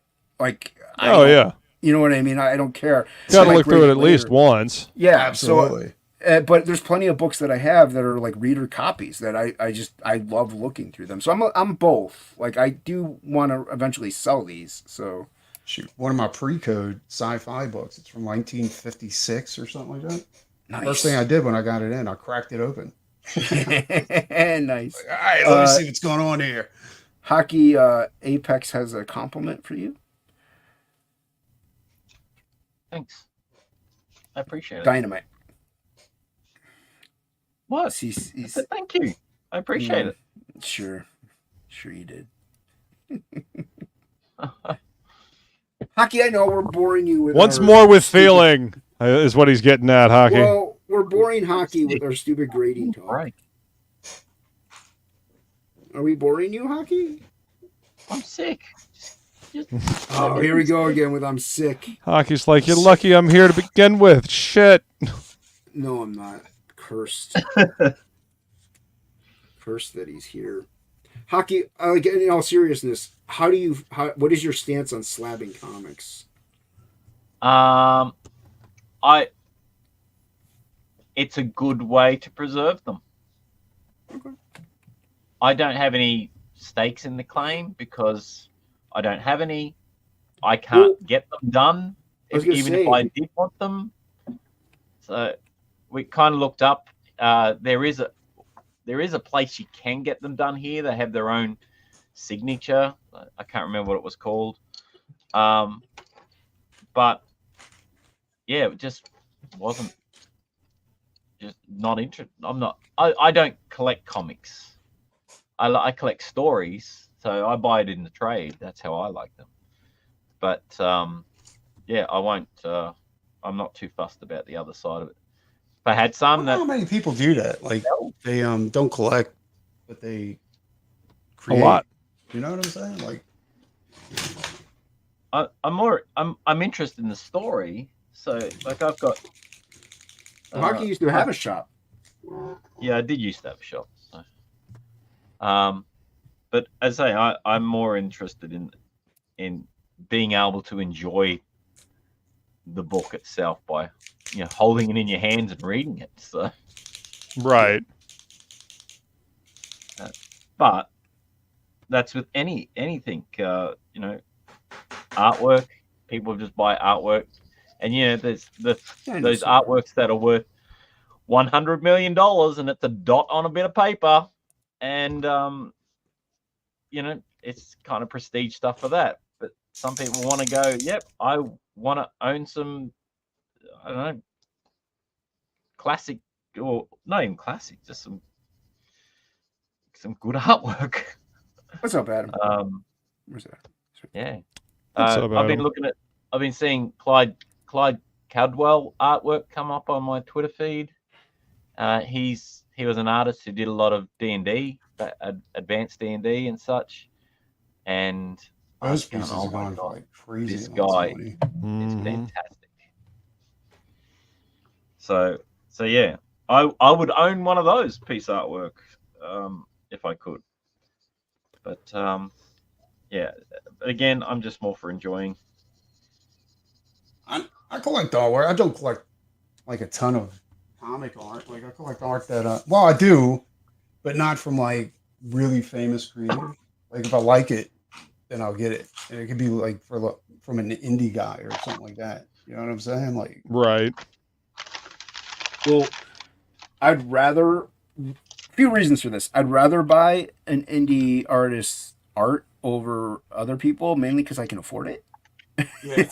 It's usually a little more affordable, but I mean, yeah, I would love to own like a Silvestri, drawing or, stuff like that. I own plenty of Wayshak stuff, and I'm always more than happy to get more Wayshak stuff. So, but I have stuff from Luke. I got stuff from Hocky. Do I have anything from you? I don't even know.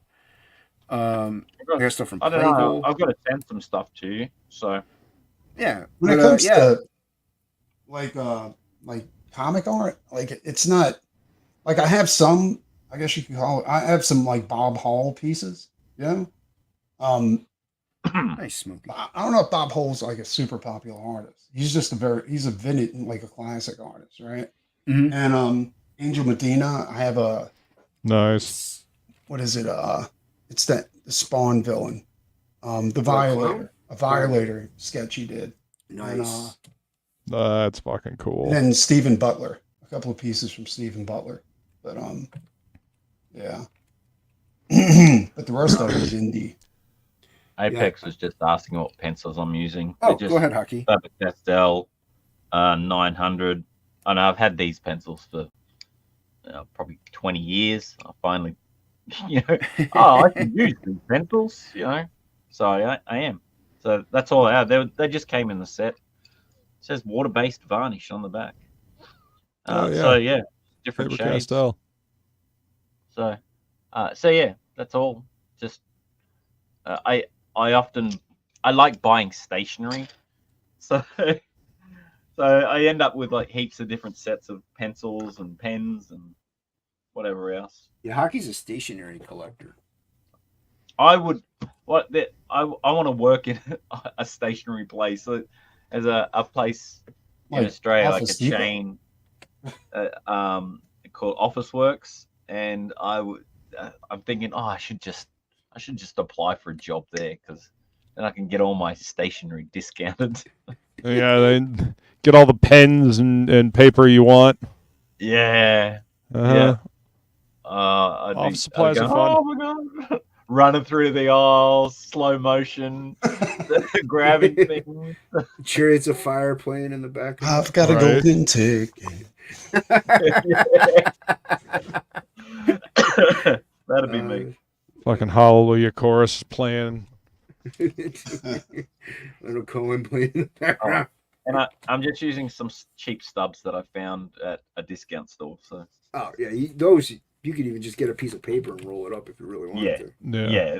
Like you don't have to spend much on stubs. There's a lot of, at least teachers I had, very anti, or blenders. Like they were always like, "You blend it with your pencil." Like they'd yell at you. Yeah, they really were anti. So I got really used to blending with just the lead, because of college and even in high school they did not like blenders. So I was like, all right, I used to just blend with a finger, and I thought, I'm just getting it everywhere. So I just get dirty, Hockey. So I thought I bought these. Let's give these a go, and of course, then again, I smear ink with my finger, so I do the same thing with paint. Nice. Yeah. When I was painting miniatures, my hand, because I'm always wiping the paint on my hand before I go on the model. So at the end of the painting session, my hand's just covered in acrylic paint. So. Well, you also have to be careful what clothes you wear whenever you start painting. Oh, dude, you got to have specific painting clothes. Yeah, exactly. My sweatpants are destroyed. You just gel pens designate a specific outfit that you. Yep. Yeah. It's- Like I tend to wear sweatpants usually at night anyway, so that's fine. I don't care if they get dirty. I'll go to the gym and I'm just covered in garbage. And then if I have a shirt on I like, I put a hoodie on. I put a black hoodie on over it. That way I don't care. You know? Is Morb in the back again? I don't see him. Okay. I just noticed that there was something in the private chat, but I wasn't sure when that came. Yeah, I don't know what's going on with his mic. Hocky must be muting him. I've got the power. How dare you? Mm-hmm. I've got the power. Hocky has full control over this stream. That's it. How very dare you, Hockey? Yep, you can tell because his hands have always been in front of the camera. Yeah, that's it. I've got a chip in my brain. Why am I not doing the Did you guys see Furiosa yet? Plegel did. No. It was pretty good. I liked it. Well, that's good. It had a little I'm nod to Mad Max in there. It wasn't bad. I just think we've had 2 Mad Max movies without Mad Max in it. So No, we had one Mad Max movie where Mad Max took a back seat. This was Furiosa. That's the only thing that's the only defense I have for that. But they do have a scene in there where Mad Max and his dog are on a ledge and he's looking down on the desert. That first Fury Road was a fucking disappointment because of that. It's totally expected. They should find What? a different name for the series then, because it's not not. for Zach's daughter. If Max isn't in it, it's and he's not the main Should. character. It's not really a Should Mad some Max movie, is it? Well, It's Furiosa, they like never- a Wasteland movie, or Pretty something much. like I mean, that. Furiosa, they built it as a story from Road Warrior. Mad Maxine. But no, it wasn't bad. It was fucking awesome. I just have an Yeah. issue with it because there's no surprise. Like, you know what's going to happen. There's no stake in it. Like prequel, for a prequel to be really good, they have to have side characters that they really develop and you really get invested in. And then those ones you kind of have to care about. The main character is a throwaway almost because you know he's going to live, or she. Honestly, I just want to see cool vehicles. Hey, if that's what you wanted to see, I'm sure you got it. So and bloodshed. And I can say this, Chris Helmsworth, he's unrecognizable. in I this heard he did a movie. great job in that movie. He did, but he's they have the makeup they have on him completely distorts his features. I saw, and I liked it a lot. Beverly Hills Cop 4 on Dude, Netflix. that was good. That Yeah, was I've seen good. that too. It was really good. Yeah. I didn't Yeah, even I realize they were making another one. Wow. It's I know. it's good. It's got all the. It's like a Beverly Hills Cop movie. It's got the people that are supposed to be in it because they're in every single one of them. You can So- almost forget The that, third one. that Eddie Murphy is super old in this one. You know what I'm It- saying? I said this to them in the pit when we were in Discord that you can kind of tell when he's running. He doesn't run very often in it, but when he is running, you could be like, yeah, you can see the age there. But aside from that, he has he's a little still- weight on him. He's a little bit. Yeah. Who said that he looked like what's his Peacock baby? Who's that guy? Man, I'm blanking. Everybody on the else actor's looks name. like they're about to die in that movie. Yeah. Thunderdome's a good movie. I like Thunderdome. See, I even thought the Taggart character or whatever, I thought he was dead, like the actor, because he wasn't in the third one. They use CGI to bring him back to life. Did we see that? No, but even he was good in it. They did a good job. Kevin Bacon's good in it. Yeah. Yeah, but a bunch of those guys look like they're about to pass out and Oh, go to the yeah, next it was- life on the set. You know what I'm saying? They were Yeah, some of them the old. age definitely hit hard. But no, it was a good movie. I enjoyed it. It you can't say, oh, nostalgia bait. It's because that's how every single one of the Beverly Hills Cops movies were. So there was no difference really. It was Nah, I liked it. It was a Beverly Hill Cops movie. You know, Mhm. there wasn't any of that. I don't want to see crazy the old shit. ones. You haven't seen the old ones, Hockey? No, I haven't seen them for 20 to 30 years, so I'd like to go back and see the old ones again. Yeah, they're on Netflix if you have a streaming platform. Oh, like and Are subscribe. they on my Netflix though? So Yes, they are. I just added. no, them. they might not be. No, I just added them to your Netflix. Oh, to use a VPN. Yeah, you're gonna have to get a VPN. Don't need another. Check out today's sponsor. What percentage of it? 550. VPN? Wow. No, Right. VPN. Not falling for the yeah. banana in the tailpipe trick. Yeah, so I do want to watch them again. Yeah, Plegel. I think he said he's like, yeah, 2. Oh no, I think is he thinking of 48 Hours or did he say Beverly Hills Cop? I think he said 2 doesn't hold up as much. Maybe he's thinking of 3, or maybe he's thinking of a different movie. I don't know, or I'm thinking of a different movie. I know he I said think that 3 was a bit weak. I really liked 2. 3 was the weakest, but I still liked it. Yeah. I think just because it didn't have Taggart in it, so Yeah. I think that they were trying to stretch and going, oh, we need to replace this. It's kind of the whole Batman Dark Knight Returns thing, so they're going, oh wait, we don't have Heath Ledger anymore, we have to replace the villain, and Right. It sort of fell short. Yeah. I mean, the guy they had inside of Taggart he did okay, but it's not Taggart, Yeah. But I can't remember But that guy's name. but it's still a good movie, so I'd like to go watch them all again, Makes some and then sense. watch number 4. No, it was good. I don't even know what other movie I've watched aside from that. I know in Professionals they were talking about sequels and they were talking about remakes and stuff like that. So I was watching on the TikToks. This one guy said 2 movies on his list that should never ever get remade or recasted is, and I agree with these, Goonies and Back to the Future.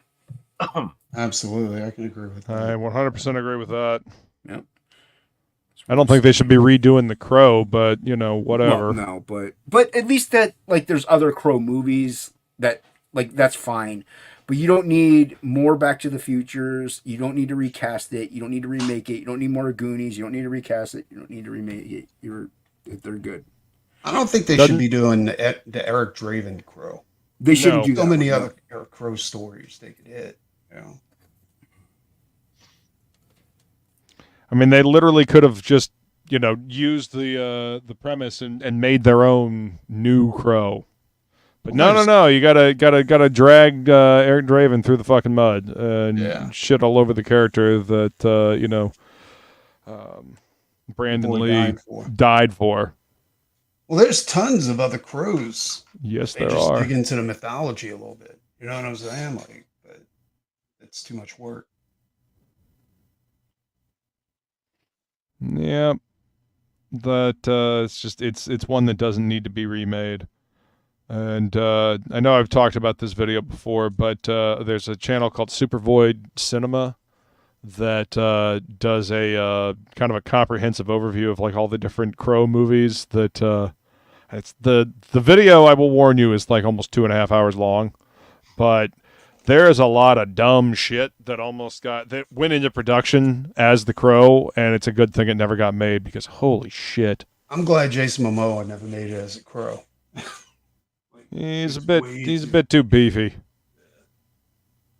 I just found out today that they're doing a Moana live action. Oh, good lord! That movie only came out a couple of years ago, and you're already replacing it with a live action. What? Stupid. Well, Disney doesn't have the greatest track record of being super smart in these last few years, now do they? That's true. They are desperate for some kind of win, and anything that is remotely bankable, they're going to go for.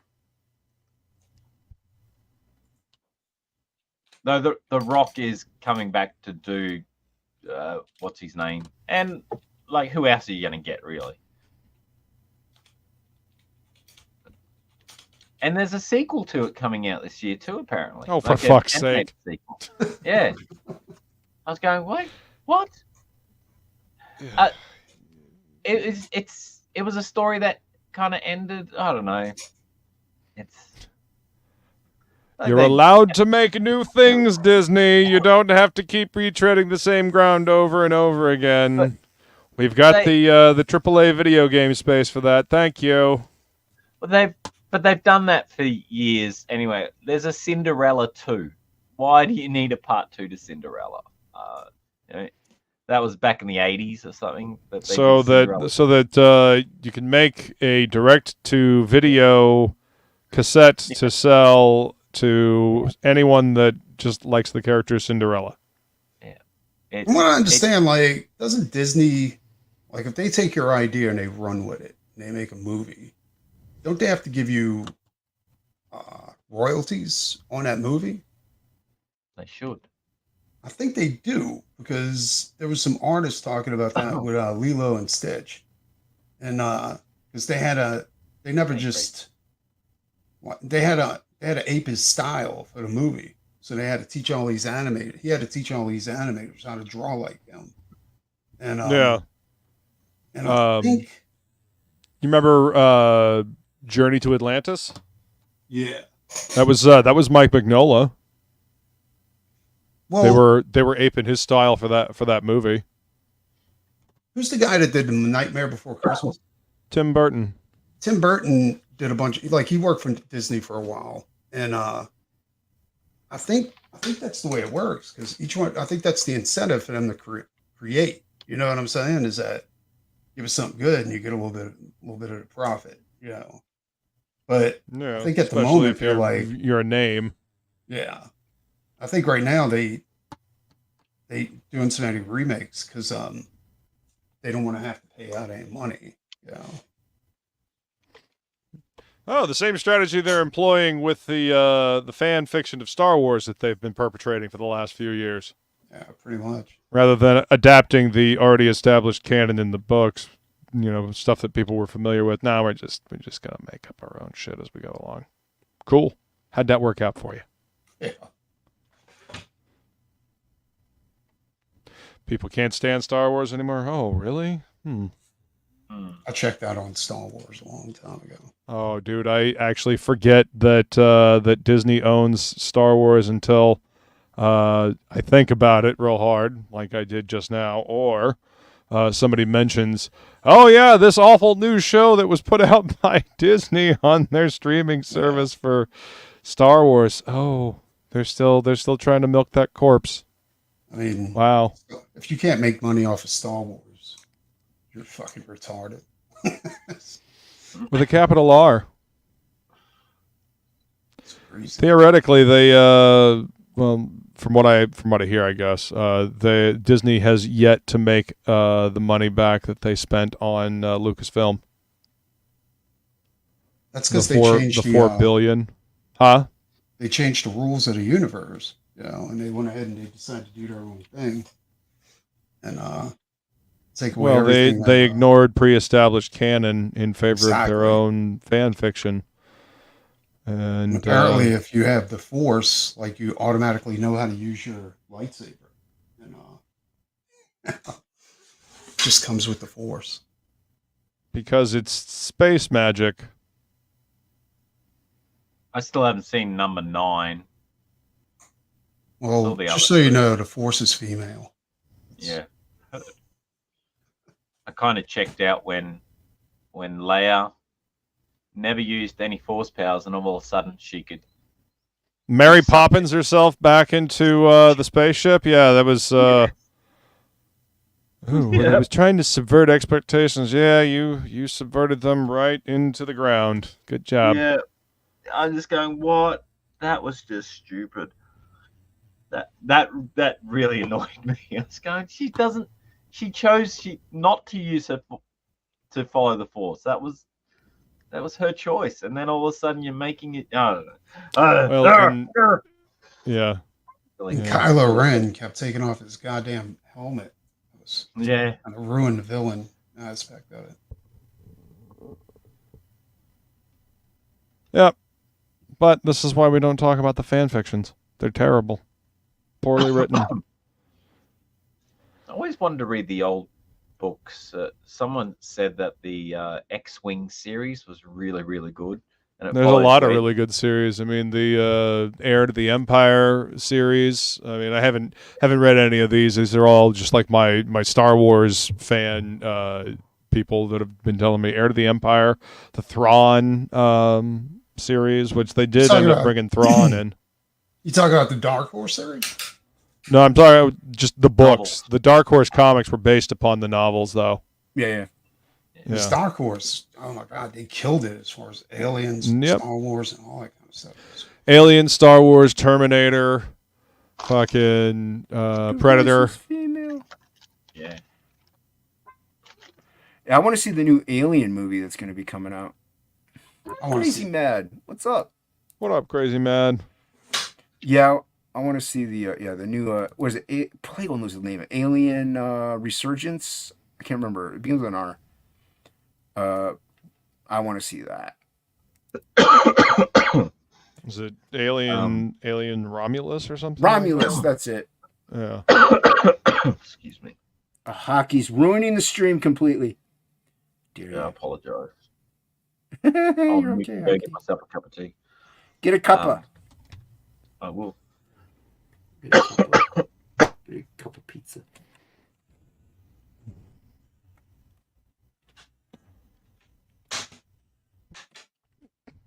Limited time to put original actors on the screen together.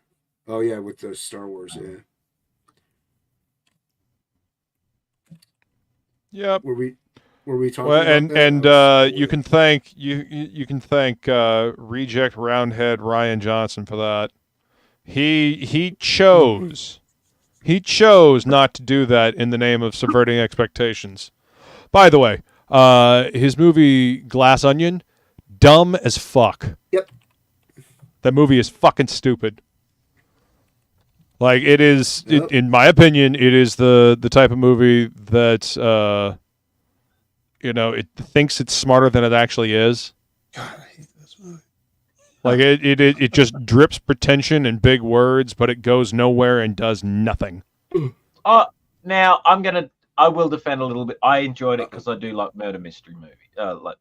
Okay, well that's fine. I enjoy murder mysteries as well, but that was a poorly done murder mystery. Yeah, Fight. As I say, I didn't mind it. The payoff was not good. Like I didn't think the villain in the end was that great. I thought that It was not. but I did like the investigative part of it. So that's Sure. But I mean, yeah. there have been Hercule Poirot movies that have been better. Yeah. The murder on the Orient Express was pretty good. I heard that was pretty good. The was it something of the Nile? Because they've made 3 now with of the Agatha Christie's with Kenneth Branagh. Oh yeah. What was it? The Haunting on something or other. I think Feline watched that one and said it was really good. So yeah, so there was one Orient Express, and then there was the Death on the Nile was the second one, and the third one is set in Venice. It's something in Venice. Haunting in Venice. That's what it is. So that I started watching that, but I was super tired and I actually fell asleep. And I was going, I haven't been able to stay up very late these days watching anything. So due to starting work at 4 in the morning. So yeah, I mean, and watching a murder mystery like that, you want to actually be able to pay attention to it. Yeah. Me and my wife have been digging into old movies like Congo and Dark City. Nice. And, Dark City. Hell yeah. Yeah. It's been a long time since I've watched Dark City. That was the follow-up. Like the director who did The Crow. That was his next the next movie he did. Alexander Proyas, right? Yeah. I think so.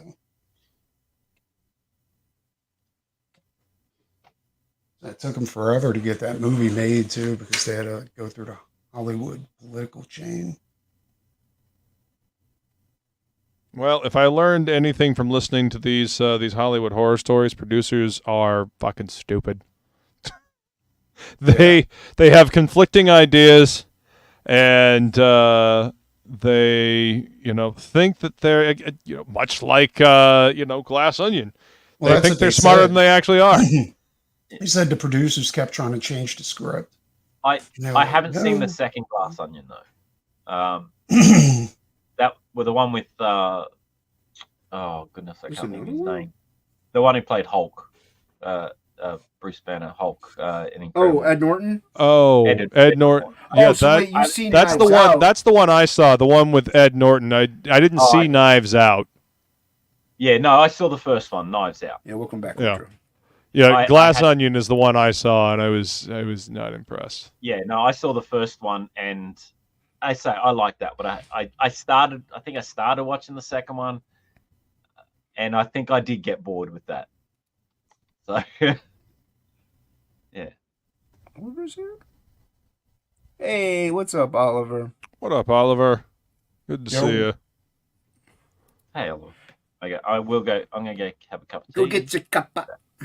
Oliver, I think you're on the 19th. What time? What day are you guys all on? I think they're on after he's on with you, Luke. What day is 656 on with you? I gotta go look. Okay, yeah, I'd have to go look too. They don't have to go look. I just have to go check my DMs. Yeah, that's what I. Scrolly. All right. 25th. Thursday, the 25th. All right. Yeah, he's on before then. All right, it was a great stream, everybody. Thanks for coming out. Why are you here so late, Shelby? Barely got home, man. What are you talking about? I thought you were at home by yourself for like the next 6 weeks. No, they got back 2 days ago, like 4 in the morning. Yeah, so then she had late dance, and then just barely got home. Had to run and get dinner. Why is no one feeding the ducks? We don't feed the ducks during TOPicLESS. Oh. We rely on you for the entertainment. We were talking about Texiera earlier, Shelby. Which books? We mentioned Ghost Rider, Union, Black Panther. What else did we say? Sabretooth miniseries. Obviously his Wolverine stuff. What else was there? Do you get Punisher? I got a few videos. I got a few videos up of some obscure stuff he did. So he did an issue of Nightbreed, but it's the origin to Rawhead Rex. Ooh, nice. It's issue 13. I'm going to need that one. I gotta look it up. Yeah, I think I've got it right here. I think it's issue 13. Maybe Issue 13 of Nightbreed? Yeah, it's just one book. I have I did an art for inspiration video for it. Everybody's saying hi to you, Shelby. What's up, chat? That was the Nightbreed comic that Marvel put out, right? Epic. Yeah. Epic, Marvel yeah. Epic, Okay. yeah. Yeah. Uh-huh. Yeah, and Nice. then Got it. he also did one issue of Akira, the Katsuhiro Otomo book.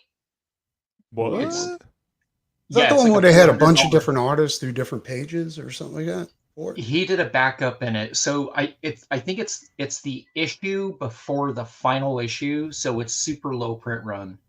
I also did a video on that. What year was that? 92, 93. Oh shit! Hold on. It's One second. painted. It's painted Da, too. da, da, There you go. da. Okay, Yeah. we can There hear you you. go. Now we can hear Hello. Can everybody hear me? Yep. Finally got it figured out, huh? you're cutting in and out a little bit. Am I? I'm kidding. I'm joking. No, he's kidding. No, he's I have fucking no with you. idea what the hell happened. Computer says no. Thank you all. Good evening. Thank you. Hold on, we have a question in the chat. Am I too loud or A little bit. A little bit. It can, they can come down a little. okay? Shelby, we have a question for you in the chat. Did you draw Count Chocula Morbin time? No, Awesome One, I did not. Oh yeah, Awesome One really wants me to draw Count Chocula fighting Morbius. What? I can hear. What are you talking about? Not me, Morbius. The other one. The Me and Count Chocula we're fellow Minnesotans. We could never crappy fight. Morbius. The crappy one, not the good one on Panda. Why are you denying the fans what they want, Shelby? Crappy Hey, did you Morbius? guys see that Gladiator 2 trailer? Nope. I saw it months ago, maybe. It was a teaser trailer, but It actually looks quite interesting, but then it plays some like new metal music or like Limp Bizkit or some shit. Like getting it like what? Like, it plays this music that just doesn't fit at the last third of the trailer. So it's like a 3.5 minute trailer too. No, Ridley Scott's trying new things. And It going looks back like to the same old movie things. though. It looks like the same movie only years later. it's got the Lucius is the main act part of it. So I don't know. I'm not gonna really see it. I'll see it maybe on Netflix. But Is it a continuation of Russell Crowe's Gladiator? Yes. How? It's a very good question, Preston. A very good question. It used to be a joke. Because it used to be a joke and it's now become a reality. I mean, pretty soon they're going to make Passion of the Christ 2. I'd see that. Only if they put him on a pink unicorn. It's like it takes place a while later. Lucius, I don't know if he's emperor or what, but Passion that's what it's 2. about. Passion Pink harder. unicorn with a bow. Yes, right? Passion harder. In fact, I'm gonna do a comic, a graphic novel. Where Jesus comes back like the crow. He's the crow. He comes back for vengeance. Yeah. Hey. Yep. They had a book. I did a backup story in it called what was it called? It was called oh god, dude.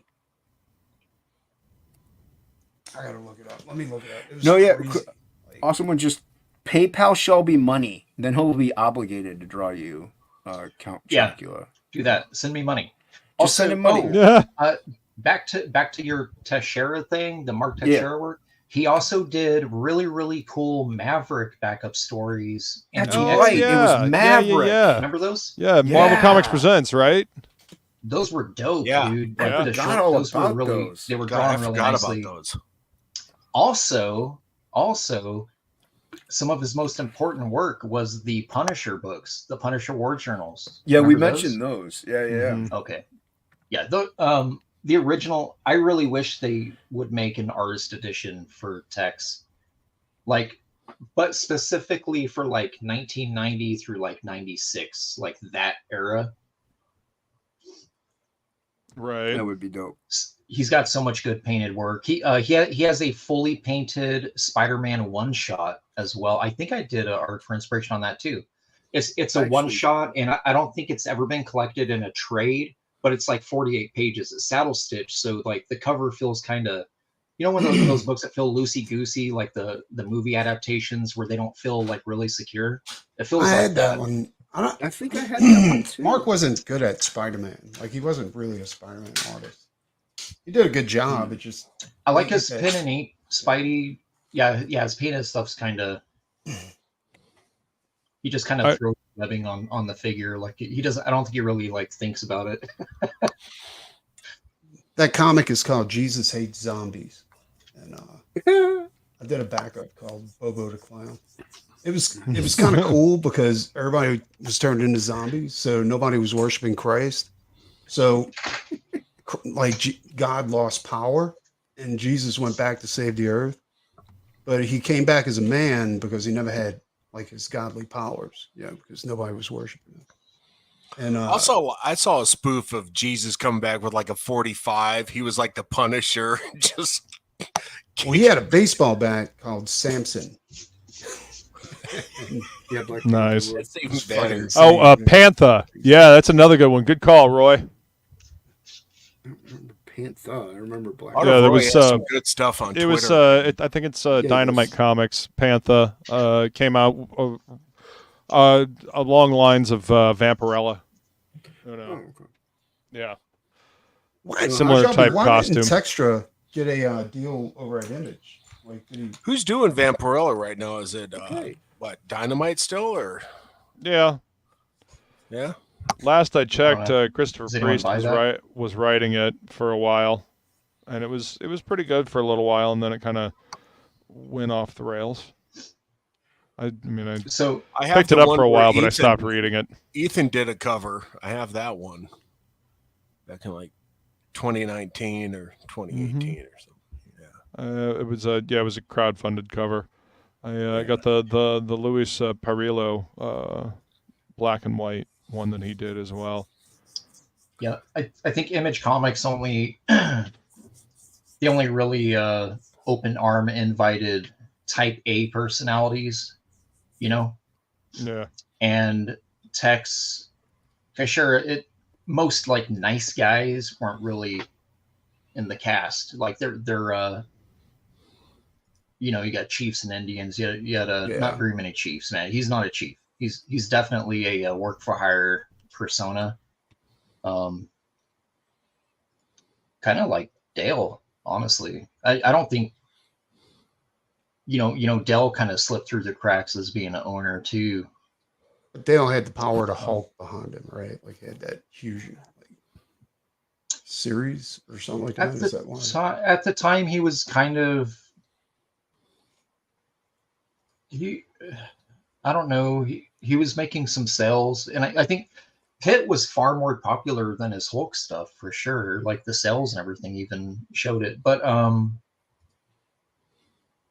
there was a weird time. I talked to Larry Martyr. I went through a ton of lunches, and like as a young teenager, I was asking him so many questions about Image, like, or him and Rob, or him and Eric Stevenson, or whoever was with us.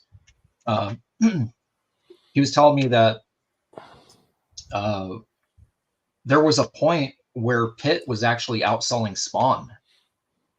I believe it. And It was so amazing. they looked at, hey, we should get him kind of, but comics, as soon as he started getting checks, he just sort of let it dwindle. He just kind of 6 months a book, 4 months a book, 3 months a book. He didn't really, there was no initiative for growth.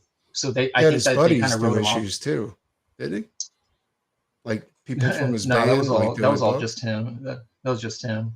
He had Lashley. He had some cross miniseries thing with Ken Lashley early on, but it's one of those books where, like, you know, like a lot of people jump ship when Todd stopped drawing Spawn. Even though it was Capullo, they were like, if Todd's not drawing it, I'm not buying it.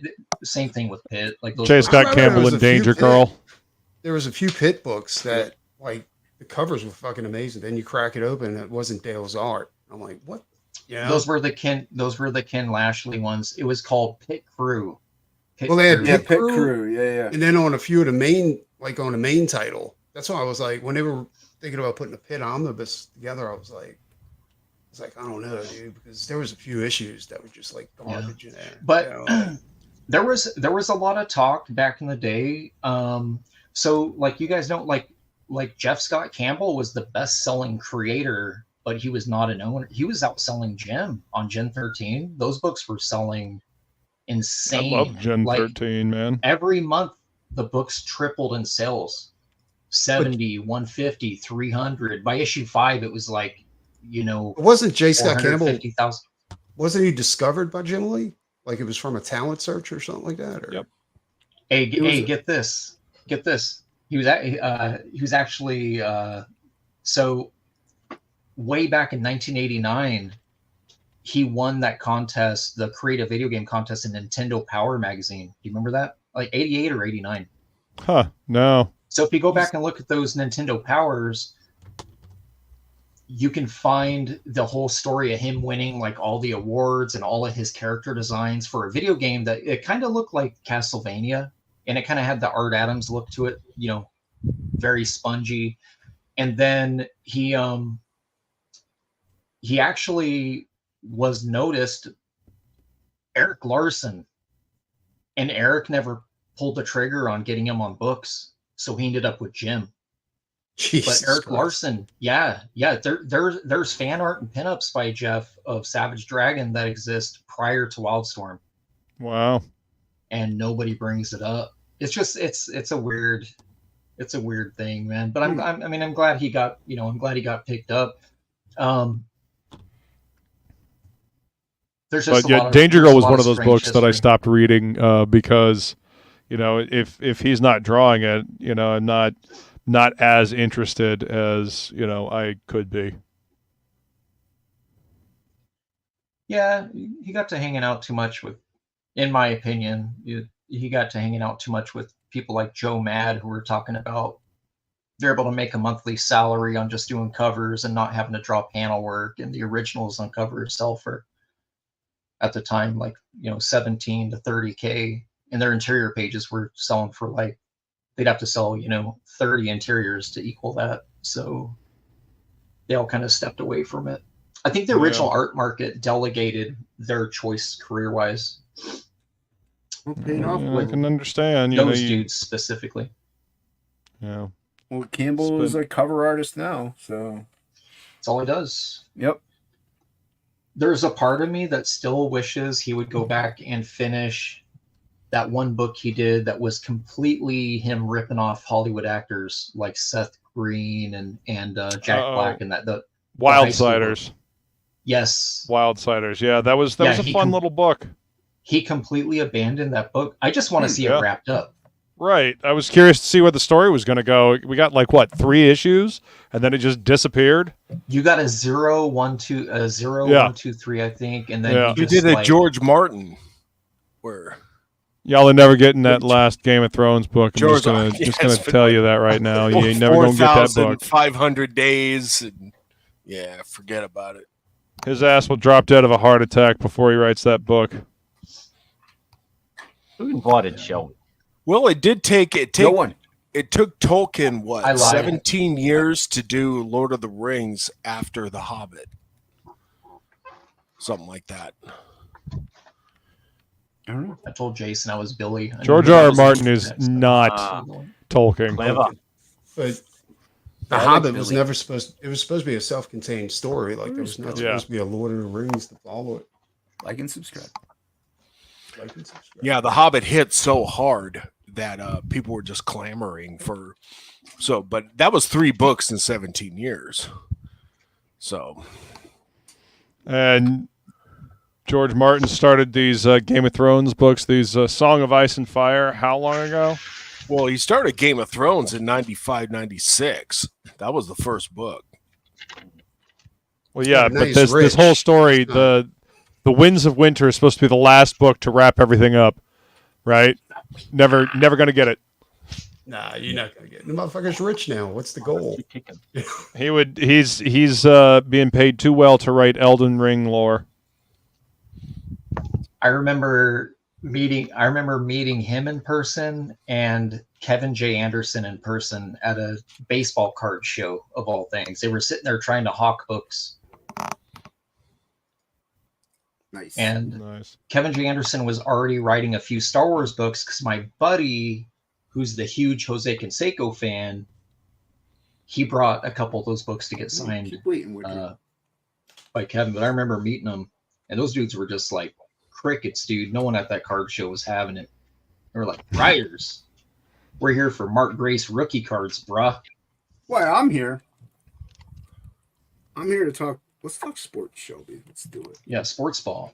Yeah, let's do it. Sports ball. So how about them Indians? How about them Indians? They changed their name yet? Yeah, they're the Guardians. To the Guardians. The Guardians are fucking Shelby. I stepped away. I stepped away from base. I can't believe all the people going back to baseball, dude. To be honest, I'm going back. As soon as they started taking knees, gone. 2020, I was out. Well, I was out. I was out with the whole steroid. Once the whole steroid thing came to pass, and it's funny because it actually sprouted. A lot of people give Jose Canseco the credit, but it was actually Ken Caminiti who went to my high school, Lee High School, in San Jose, and he was like the first, because this guy was like a career 272 hitter for the Astros and a good third baseman, you know. And then he goes to the Padres and literally wins the MVP in 1 year. He hits like 390 or some ridiculous. And it's like, yeah, steroids did it. Balls? Yeah, but when you he hit like 324 with a ridiculous home run average, like more than double what he normally hit. When you secretly hoping they would all have roid rage. This is what I was about to say. He used every single one of them up. Juice all of them up. Give them all the most roids you HG. Absolutely. Give it all just have a free for all. Do it. Yes. They're going to do that. There's an Olympics. They're going to make a steroid Olympics. Yeah, it's a steroid Olympics. They're going to make a steroid Olympics. 75% of the MLB was abso-fucking-lutely roided up, dude. And it's not regular steroids. They knew what they were doing. You take it this day. By this day, you flush it. You take it again. They talk about something interesting. Yeah, they were cycling. Well, I tried to joke around hockey. It went awry. All right. But yeah, I got to meet him. It's funny. I used to do that with martial arts. My football coach, out so I wouldn't get too big. My football coach, who was my history teacher as well, had his baseball card under the glass of his desk. Like, this guy would come out to football practice still when he played for the Astros. I got to meet him. But he was really just a rate baseball player until he went to the Padres and literally became an all-star overnight. Baseball players, Yeah, there's about 600 players you could look at who were hitting 12 homers a year, batting 280, that all of a sudden were batting 315 with 50 homers a year from 2000 to 07. Mm-hmm. Yeah. Hey, also, Roy. You brought this upon us, Jason. It was a joke. I was joking. I don't want to talk about sports. I hate sports. I think they're lame. I think they're for nerds. But anyways, I walked away from baseball around that time, 2000, 2001. I just lost interest. Only nerds like Shelby play sports. I love steroid baseball. I'm not gonna lie. I love it. You know why? There's nothing better than seeing a team get 15 on the board, dude. Nothing better in the world. It was so fun. The only sports that I used to watch of my own accord were the Mutant League. You guys remember that cartoon, the Mutant League? Mutant League football. Was that based on the wrestling? Was great. Was that based on the Genesis? Because they had Mutant League football on Sega Genesis. It was. Okay. You guys would like ice hockey. Ice hockey in person is absolutely the most. It's great. Doesn't matter if your team is good. Great. Ice hockey is a good time, man. It's a good time. Can I bring my iPad? Can I bring my iPad so I could draw? Yes, you could bring your telescope. Oh, I love it. I love it then. Yeah. Maybe so not your I can not telescope. pay attention to it. No, in person, it's ice hockey's great, but on TV it just doesn't work. Mm-hmm. You know what else is great? Not sports. Yeah. You're the one that wanted to talk about sports, Jason. No, I didn't. You go to a hockey game to watch a fight and hope a hockey game breaks out. Yes. Hockey wanted to talk about sports. Apparently I did. I wasn't even here. It's all your fault, Hockey. Hockey, tell us about your sports in your home country land of Australia. I don't care about Tell us. Change your name. Change your name to that hockey guy. That hockey guy. Jesus. That would work, man. That does have a ring to it. Funny. That hockey guy. It does have a ring to it, though. You're right. I dig it, man. I dig it. Do it. That hockey guy. That hockey guy. I'll send you a whole box of Chicago Blackhawks gear and collectibles, man. He's that hockey guy, but he knows all about he knows all about cricket. Yeah. Cricket. Yeah. Isn't that the roommate? Isn't that the roommate in basketball? Is it the roommate in basketball? I haven't seen basketball. I think so. Yeah. Cricket is the tiny man that lives with them that they got fired from the electric company, and he ends up living with them because he gets evicted. And then he's like, they keep calling him like little bitch. I think it's cricket. I'll have to look it up. Some person, that's just how they recycle over in Australia. Is this true, Hockey? I don't know. There's words I can't feel like reading. Just read it to me. You want the blind guy to read you the thing in the chat? Hockey, the British lady told me what he said. I can't read this. Here, I'll read it. All right, Shelby's got it. I'm the only one talking over everyone else. Yeah, some person. There is kind of a sport somewhere in Australia. They have a festival where they make boats out of beer cans. Yeah, that is true. Tell us more. See, I've never been. Why do we have an Australian on the panel if he knows nothing about Australia? I know somebody Well, who made go it. back my book several times so I can buy a ticket to go to this bloody beer can festival. Yeah, I know somebody that made a boat out of like 2-liter bottles. I know somebody that made a boat out of wood. Hockey, have you ever made a boat? Wood doesn't float. Out of paper. Did you try to escape?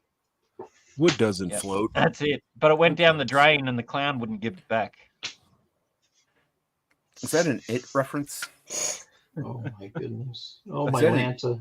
Oh my Lanta.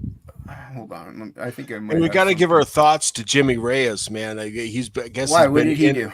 He's been in and out of the ER for the last couple days. No, he hasn't. He's just trolling Twitter. No, he has actually. Is he just trolling Twitter? No, I'm joking. He has been in the hospital. But I haven't been paying attention to Twitter, so I didn't see that. Yeah, he's been in and out of the ER for aches and pains, and he got out. Then he went back in. And Jeez. You know, this here goes out to Jimmy. No more drugs for that man. No, Jimmy, get well. They keep finding the poison that are putting in his drinks. Damn it. we just want to send our best wishes to him. I want to send wishes. They may not be the best, but they're there. They're not. At least they're not malicious wishes. So. I never said that. Yeah. Okay. Well, I don't know. That's a good name. Malicious wish. That'd be a cool That's name a good for a name band. punk band. Yeah. Mm-hmm. I'll send him the. I'll keep the best and wishes for myself. Yeah.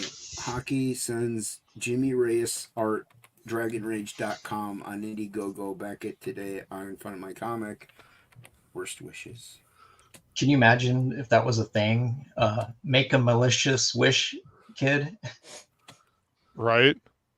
Malicious that'd be wish. awesome. Like, yeah. In like Negative Earth, that's what they do there.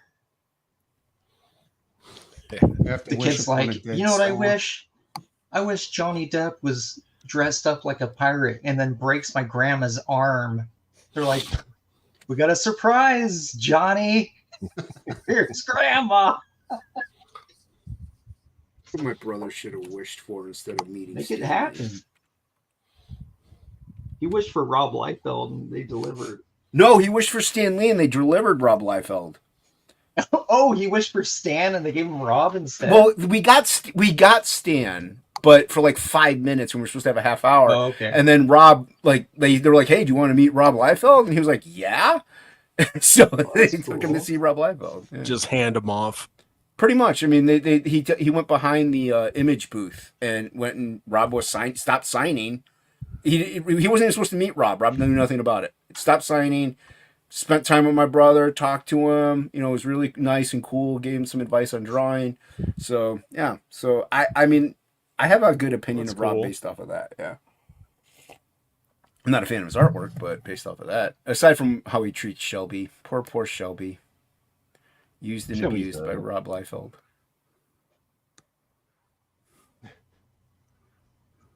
I just had to talk to someone about that.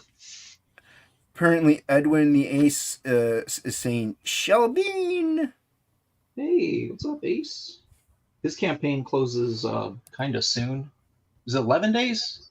It can't be 11 closing. days? It's got to be the first 30. No, it's closing. No. It's already... Yeah. I might be Ace, saying the wrong. Edwin, like is it 11 days, closing? Hey, it's Angela. Yeah, Nice she's to been here. see you. Hi, Todd. Hey, Todd. Oh, right. He's got 21 more days to go, Shelby. Yeah. 21. I knew there. See, that's why I didn't say to quote me on that. We quoted you. Damn it. Hey, Luke, how was the show on the weekend? I know you and Brian went to some sort. Well, tell us about it. Or well, I mean, I did earlier in the stream. That was earlier. It was good. No, it was a good show. I sold some original artwork, sold some sketch cards, sold some prints. Yeah, it was a good time. You know. And where was it at? I did better at it was at UNF in the events building or something like that. I think it's called. Yeah, it was a good time. Cool. Were there any like celebrities or any type of? No celebrities, but I mean, let's see, Ale Garza was there, and Greg Land was there, and they had a couple other artists that I didn't really recognize, but they were all out kind of like in the hallway, and then we were in like the vendors room. Luke is speaking. Cool. Was Ali rocking some I am sunglasses? speaking right now, Edwin. What? Oh, yeah. Sorry, Ace can't see the screen anymore, I guess. No. What is this? Why am I? Shelby, why do I have to tell you this? Shelbling.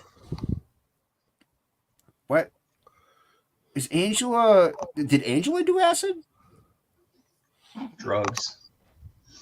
Angela was not a dare kid. Are you drinking the spiked wine, Angela? Look, if she wants to do acid, go right ahead. I support that. Or not. I don't know. Oh, Gaza. What? I could go either way on it. I have no idea what's happening in my chat right now. Ale Garza. Did anyone? Yeah, I don't know what that did is. anyone steal anything valuable from Ali? No, not at that show, as far as I know. Art of Roy. Was he rocking the sunglasses indoors, Luke? No, not while he was sitting at his table. No, not that I saw. I mean, I walked by him a couple of times, but that was about it. The last two events I did, he was sitting at his table with sunglasses on the whole show. It was really bizarre. I was Where are you? Interesting. Greg Capello did that one time. What's up, Jeremy? Who did? Greg Capello. He was at a show and he had his Air Force jacket on with his sunglasses on the whole show. Oh, okay. There it is. That one not quick. And what's with the watermelons? Why is Awesome One giving us watermelons? Only one man would dare give me the watermelons. Awesome One. Awesome One wants to know what that show you did, Luke. How were the melons? That's what he's asking. Yeah, it was. Yeah, felines in chat. We can't really. Well, I mean, I was drawing most of the time. He was drawing the melons. Yeah, totally. That's what I was doing. I was drawing Ninja Turtles, actually. Yeah, they have melons. They have heads, don't they? A melon, man. Melon is another name for a head. What are you guys thinking about? Awesome One, don't try to get Luke in trouble here, right? Fruit. Yeah. Oops. I mean, are you asking about cosplay? I mean, because there really wasn't much in the way of cosplay. There was a few anime characters. Awesome One speaks in riddles. We're not talking about Eric July. Okay. All right. You're right. That was. Okay, now I'm with Jason. I have like living with a 6-year-old.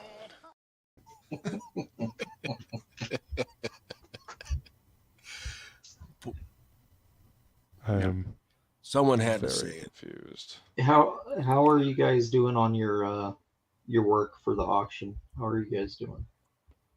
Oh, I have sketch covers I'm going to sell. That's it. Okay. What about you, Luke? I have stuff already done, and I'm working on a few other pieces. Already started. Good. Well, who's going to be on the auction this time? I think they posted it. Way to go, Bert's. I'm I'll be in- gonna be on. Luke and I are on 2 to 4. With thought it was 4 to 7. It's 11 to 2, 4 to 7, and then 9 to whenever. Ah, crap! I might have to bow out. Yeah, I'm the 9 o'clock. Well, check the hours. They did post the videos on their channel that are waiting to be started. Yeah. I thought And it was is this Red Valkyrie? Yeah, Red Valkyrie. Yeah, they're this coming Saturday. I thought it was 2 to 4. No. Well, you need to let Shay know. 11 to 2. Jason, you need to let Shay know. Okay, Yep. so 11 to 2. 11 to Eastern. 2, and then Eastern, and then 4 to 7. That way, it gives a little spillover time and them a chance to maybe eat something before the next. No, I know, stream. but I just thought it was. I thought it was different. I don't know if I could do it. Well, I mean, message Shay. So there's gonna be. All right, Shelby, you're going to be a part of it. Yeah, I do all their auctions. Okay. 9 though. I'm gonna be at. Usually, I'm at the very beginning. I'm gonna be at the very end on this one. I'm sure Irene's going to be on it, right? Yeah, Yeah, she's in the same block that Shelby's in. Yeah. I'll see if maybe they have an 11 to 2. I could do that, but I can't. Are you the same time zone as them? Yes. Me? No, He Jason. was asking Jason. Well, Yeah, Jason's East Coast time I zone. said yes. Am I muted? No, I heard you. Okay. Yeah, I'm in Ohio. No, that's really good, Bert's. Bert's won second place in the Inglorious Rex contest. Well, according to Red Valkyrie, Jason's on from 4 to 7. Congrats, man. Right. No, I just thought the time slot was 2 to 4. I got it mixed up. So, I have to find out if there is an 11 to 2 available. I could do that. I don't think I could do 4 to 7. Might be. And if I do, I'd have to dip out.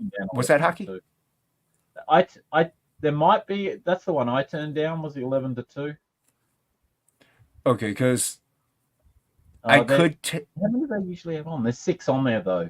Maybe they're not. Don't have. No, they're not full then. In the morning, but because I could do 4 to 7, but I would probably have to dip out. Maybe I'm not 100%. I don't know what's fully going on that Saturday is the thing. So Yeah, I'm in the same time slot that I'm always in, 4 to 7. It seems to work for me. I'm in bed. You're in bed. Valkyrie Elysian down the road that must have what? Mike. I think it's a song. What's up, Mike? Says good luck at the auction, everyone. Yep. I'll be watching. Yeah, I'll talk to Shay. I can see if I can do the morning one. I'm sure she won't care if the spot's there. According to Hocky, it's available. And I go by what Hocky says all the time. Yeah. The Aussie in the know. I only speak the truth. Hocky knows all. My go-to. This source. man builds boats with beer cans. You have Beer to trust cans. him. Yep. Hey, you guys know it's Shark Week, right? That's right. It is Shark Week. The Shark Week. No, that was last week. No, it started. Other Shark this Week. Yeah. week. Wait, what Shark Week are you talking about? Worry about it. I Discovery am worried Channel. about it. Are they land Started sharks? Sunday. Land shark. Because I'm going to worry Sure, about it. why Shelby. not? If they're land sharks, I'm going to really worry about it. Just, when Jaws came out, I lived in Minnesota, so like it really didn't scare us that much. Just saying. Because you had no point of reference and it couldn't happen to you. We were at Floribama a couple of weeks ago, and the beaches were fucking empty, dude, because there's been so many shark attacks over there lately. Did you say Floribama? Floribama. Talking about the part of the Florida Panhandle where it connects to Alabama. Pretty much. That's fucking There's a hilarious. hole in the bucket, the bucket.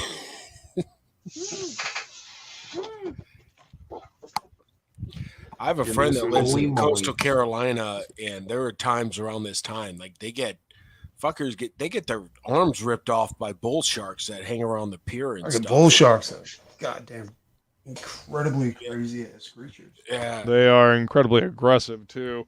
They will literally travel up fresh water back in 10 just to hunt down prey.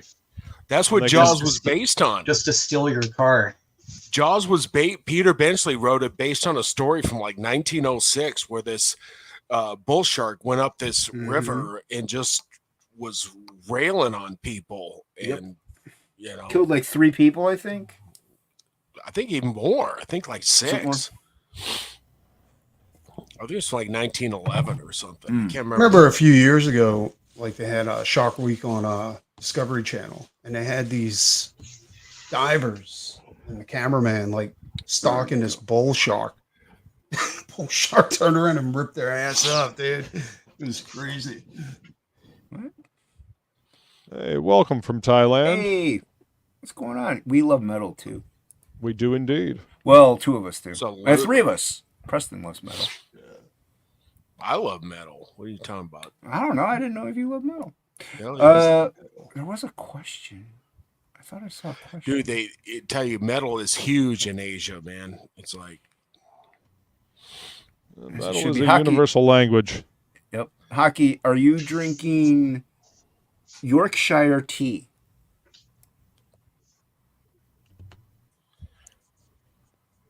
Dynamite.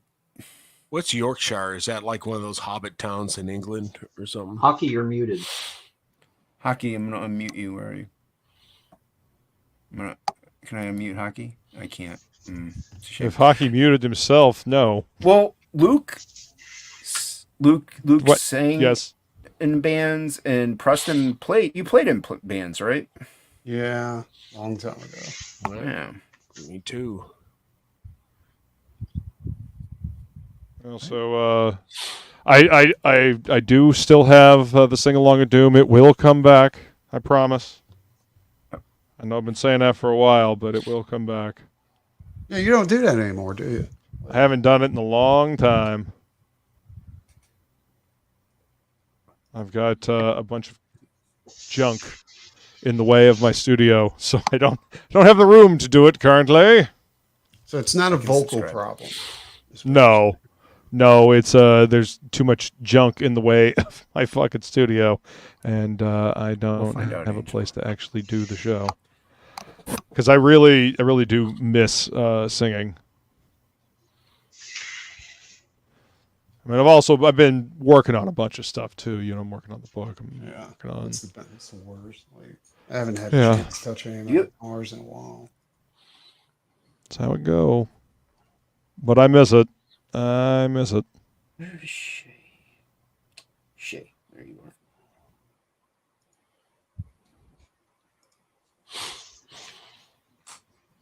Hockey's growing the leaves.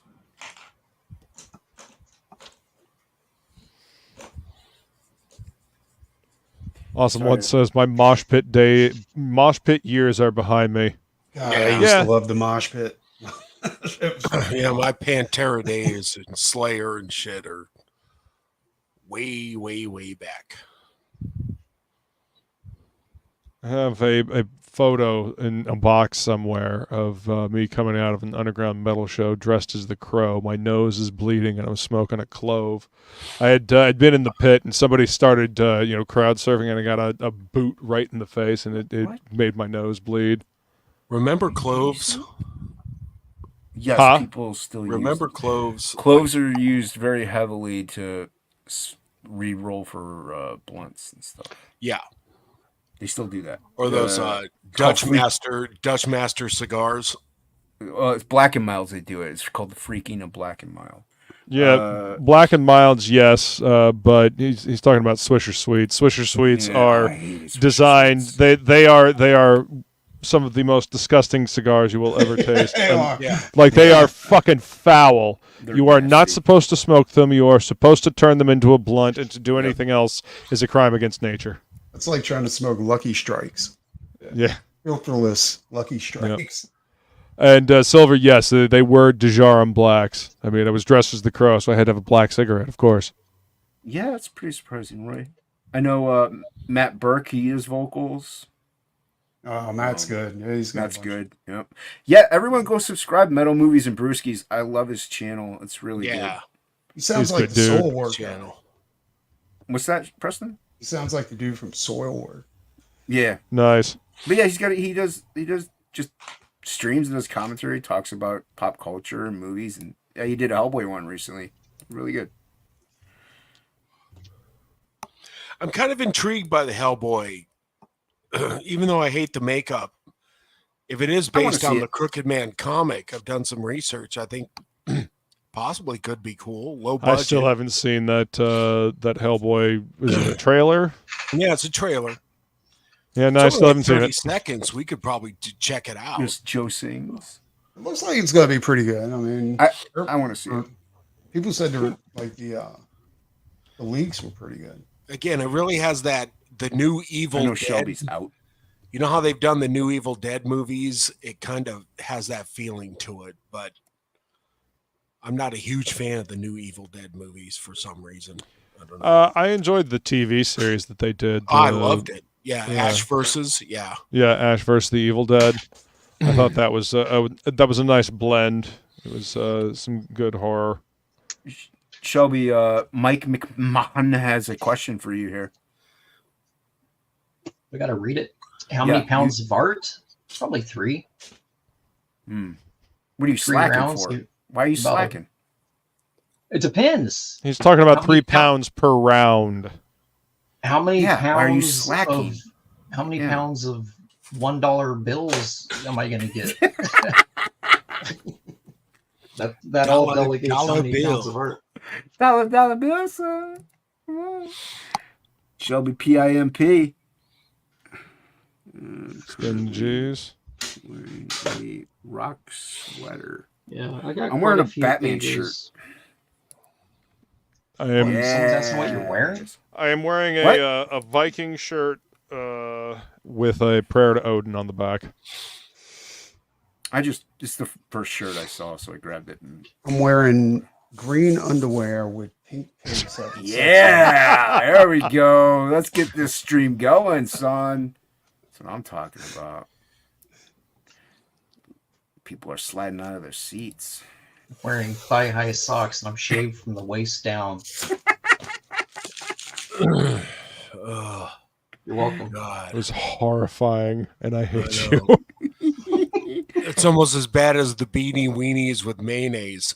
Like beanie weenies with mayonnaise. Whatever the fuck they were. It's Vienna sausage. I know it is, but beanie weenies just flows off the tongue. Probably the most disgusting thing ever. I didn't know that, Roy. Like Jim Norton. Is Angela saying stuff that I'm supposed to be highlighting? Like, she's taking advantage of the fact that you can't see. Oh yeah, she's. I can hear everything that's in the chat. I haven't heard her get my attention. So,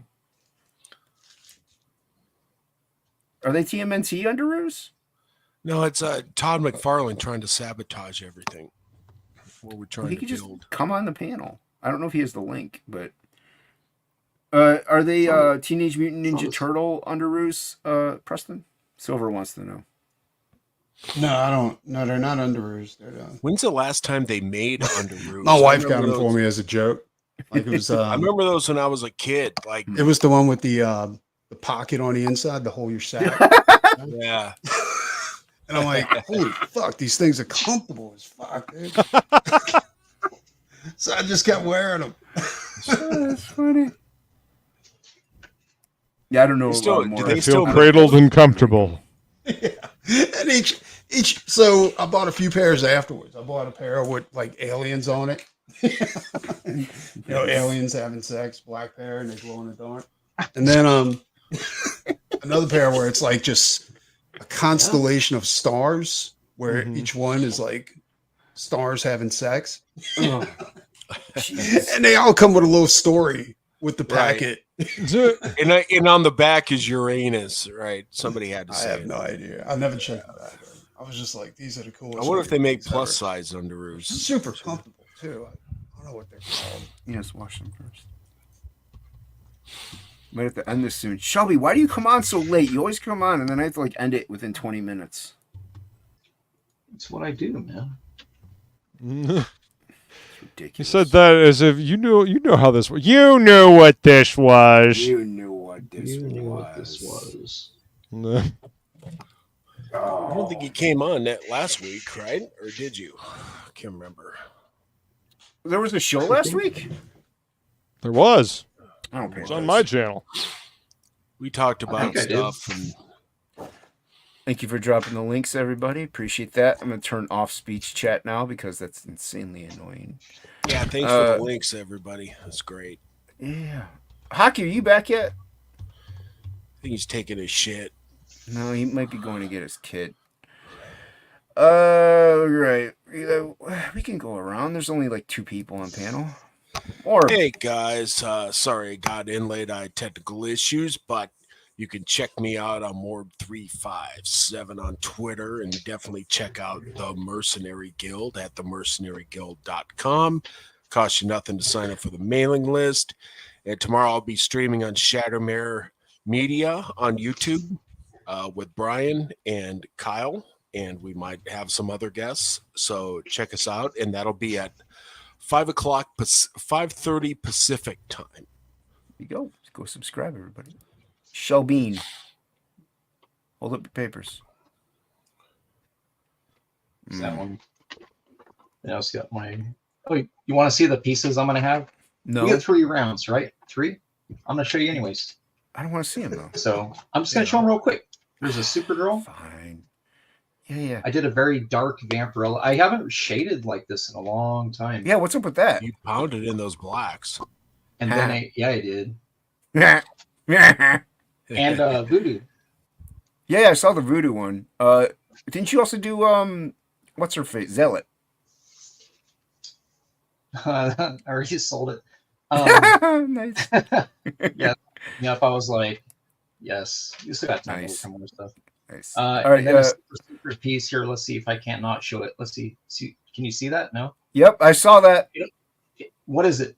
It'll make K-pop happy. Don't K-pop. don't you Probably worry isn't about gonna it. bid on Jack.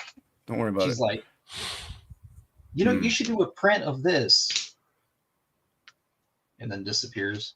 Shelby's on the auction from 9 to whenever. 9. So there you go. Yeah, 9 till 2 a.m. Trusted. I'm gonna keep them on there. I'm not gonna let them hang out. Got me in the middle of ordering some new underwear. Yeah. Go sign up for Preston. Hell Night Night. on Indiegogo. Yeah. Sign up and follow him on Twitter.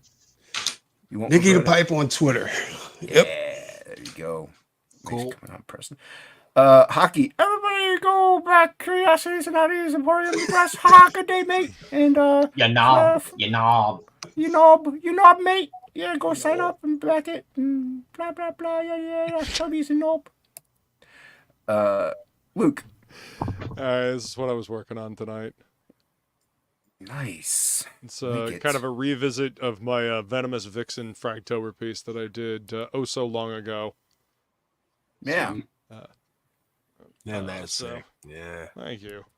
Sign up for the Mercenary Guild. This is a piece of original artwork that we will be auctioning off. Or not auctioning off, we'll be raffling off. Oh, that's cool. It's a Thank you. raffle. Yeah, it's a raffle piece. D's will be available at the auction. The Poison Ivy, the Batman, and the Gambit. But yeah, I like that Batman. Wow. Thank you. It's Yeah, it came out I nice. had a Catwoman that went with it, but she got sold at the convention. But yeah, Did you use whiteout on that, or did you just like shade it in and just leave it blank? no, it's white. Like the bat symbol, the eyes, and the belt down here, they're all it's white. It's on tone tan paper, so the white would actually stand out. Makes it But yeah, at Death Metal Hero, Twitter, Instagram, YouTube, all that fun stuff. Please be sure to join me next week on Flying Felines channel for the Happy Hour Hangout at 5 p.m. 6 p.m. we do trivia, so we get you nice and liquored up before we throw hard questions at you. She does an amazing job with that. And then go join the professionals. And then come here on my channel to hang out for TOPicLESS, 9:15 p.m. So yeah. I will be in the 4 to 7 block on the auction this weekend. Nice. And yeah, I'd have some other stuff. Oh yeah, there we go. That'll be in the auction as well. Ooh, there you go. Ooh, what about that Jason piece? What's that?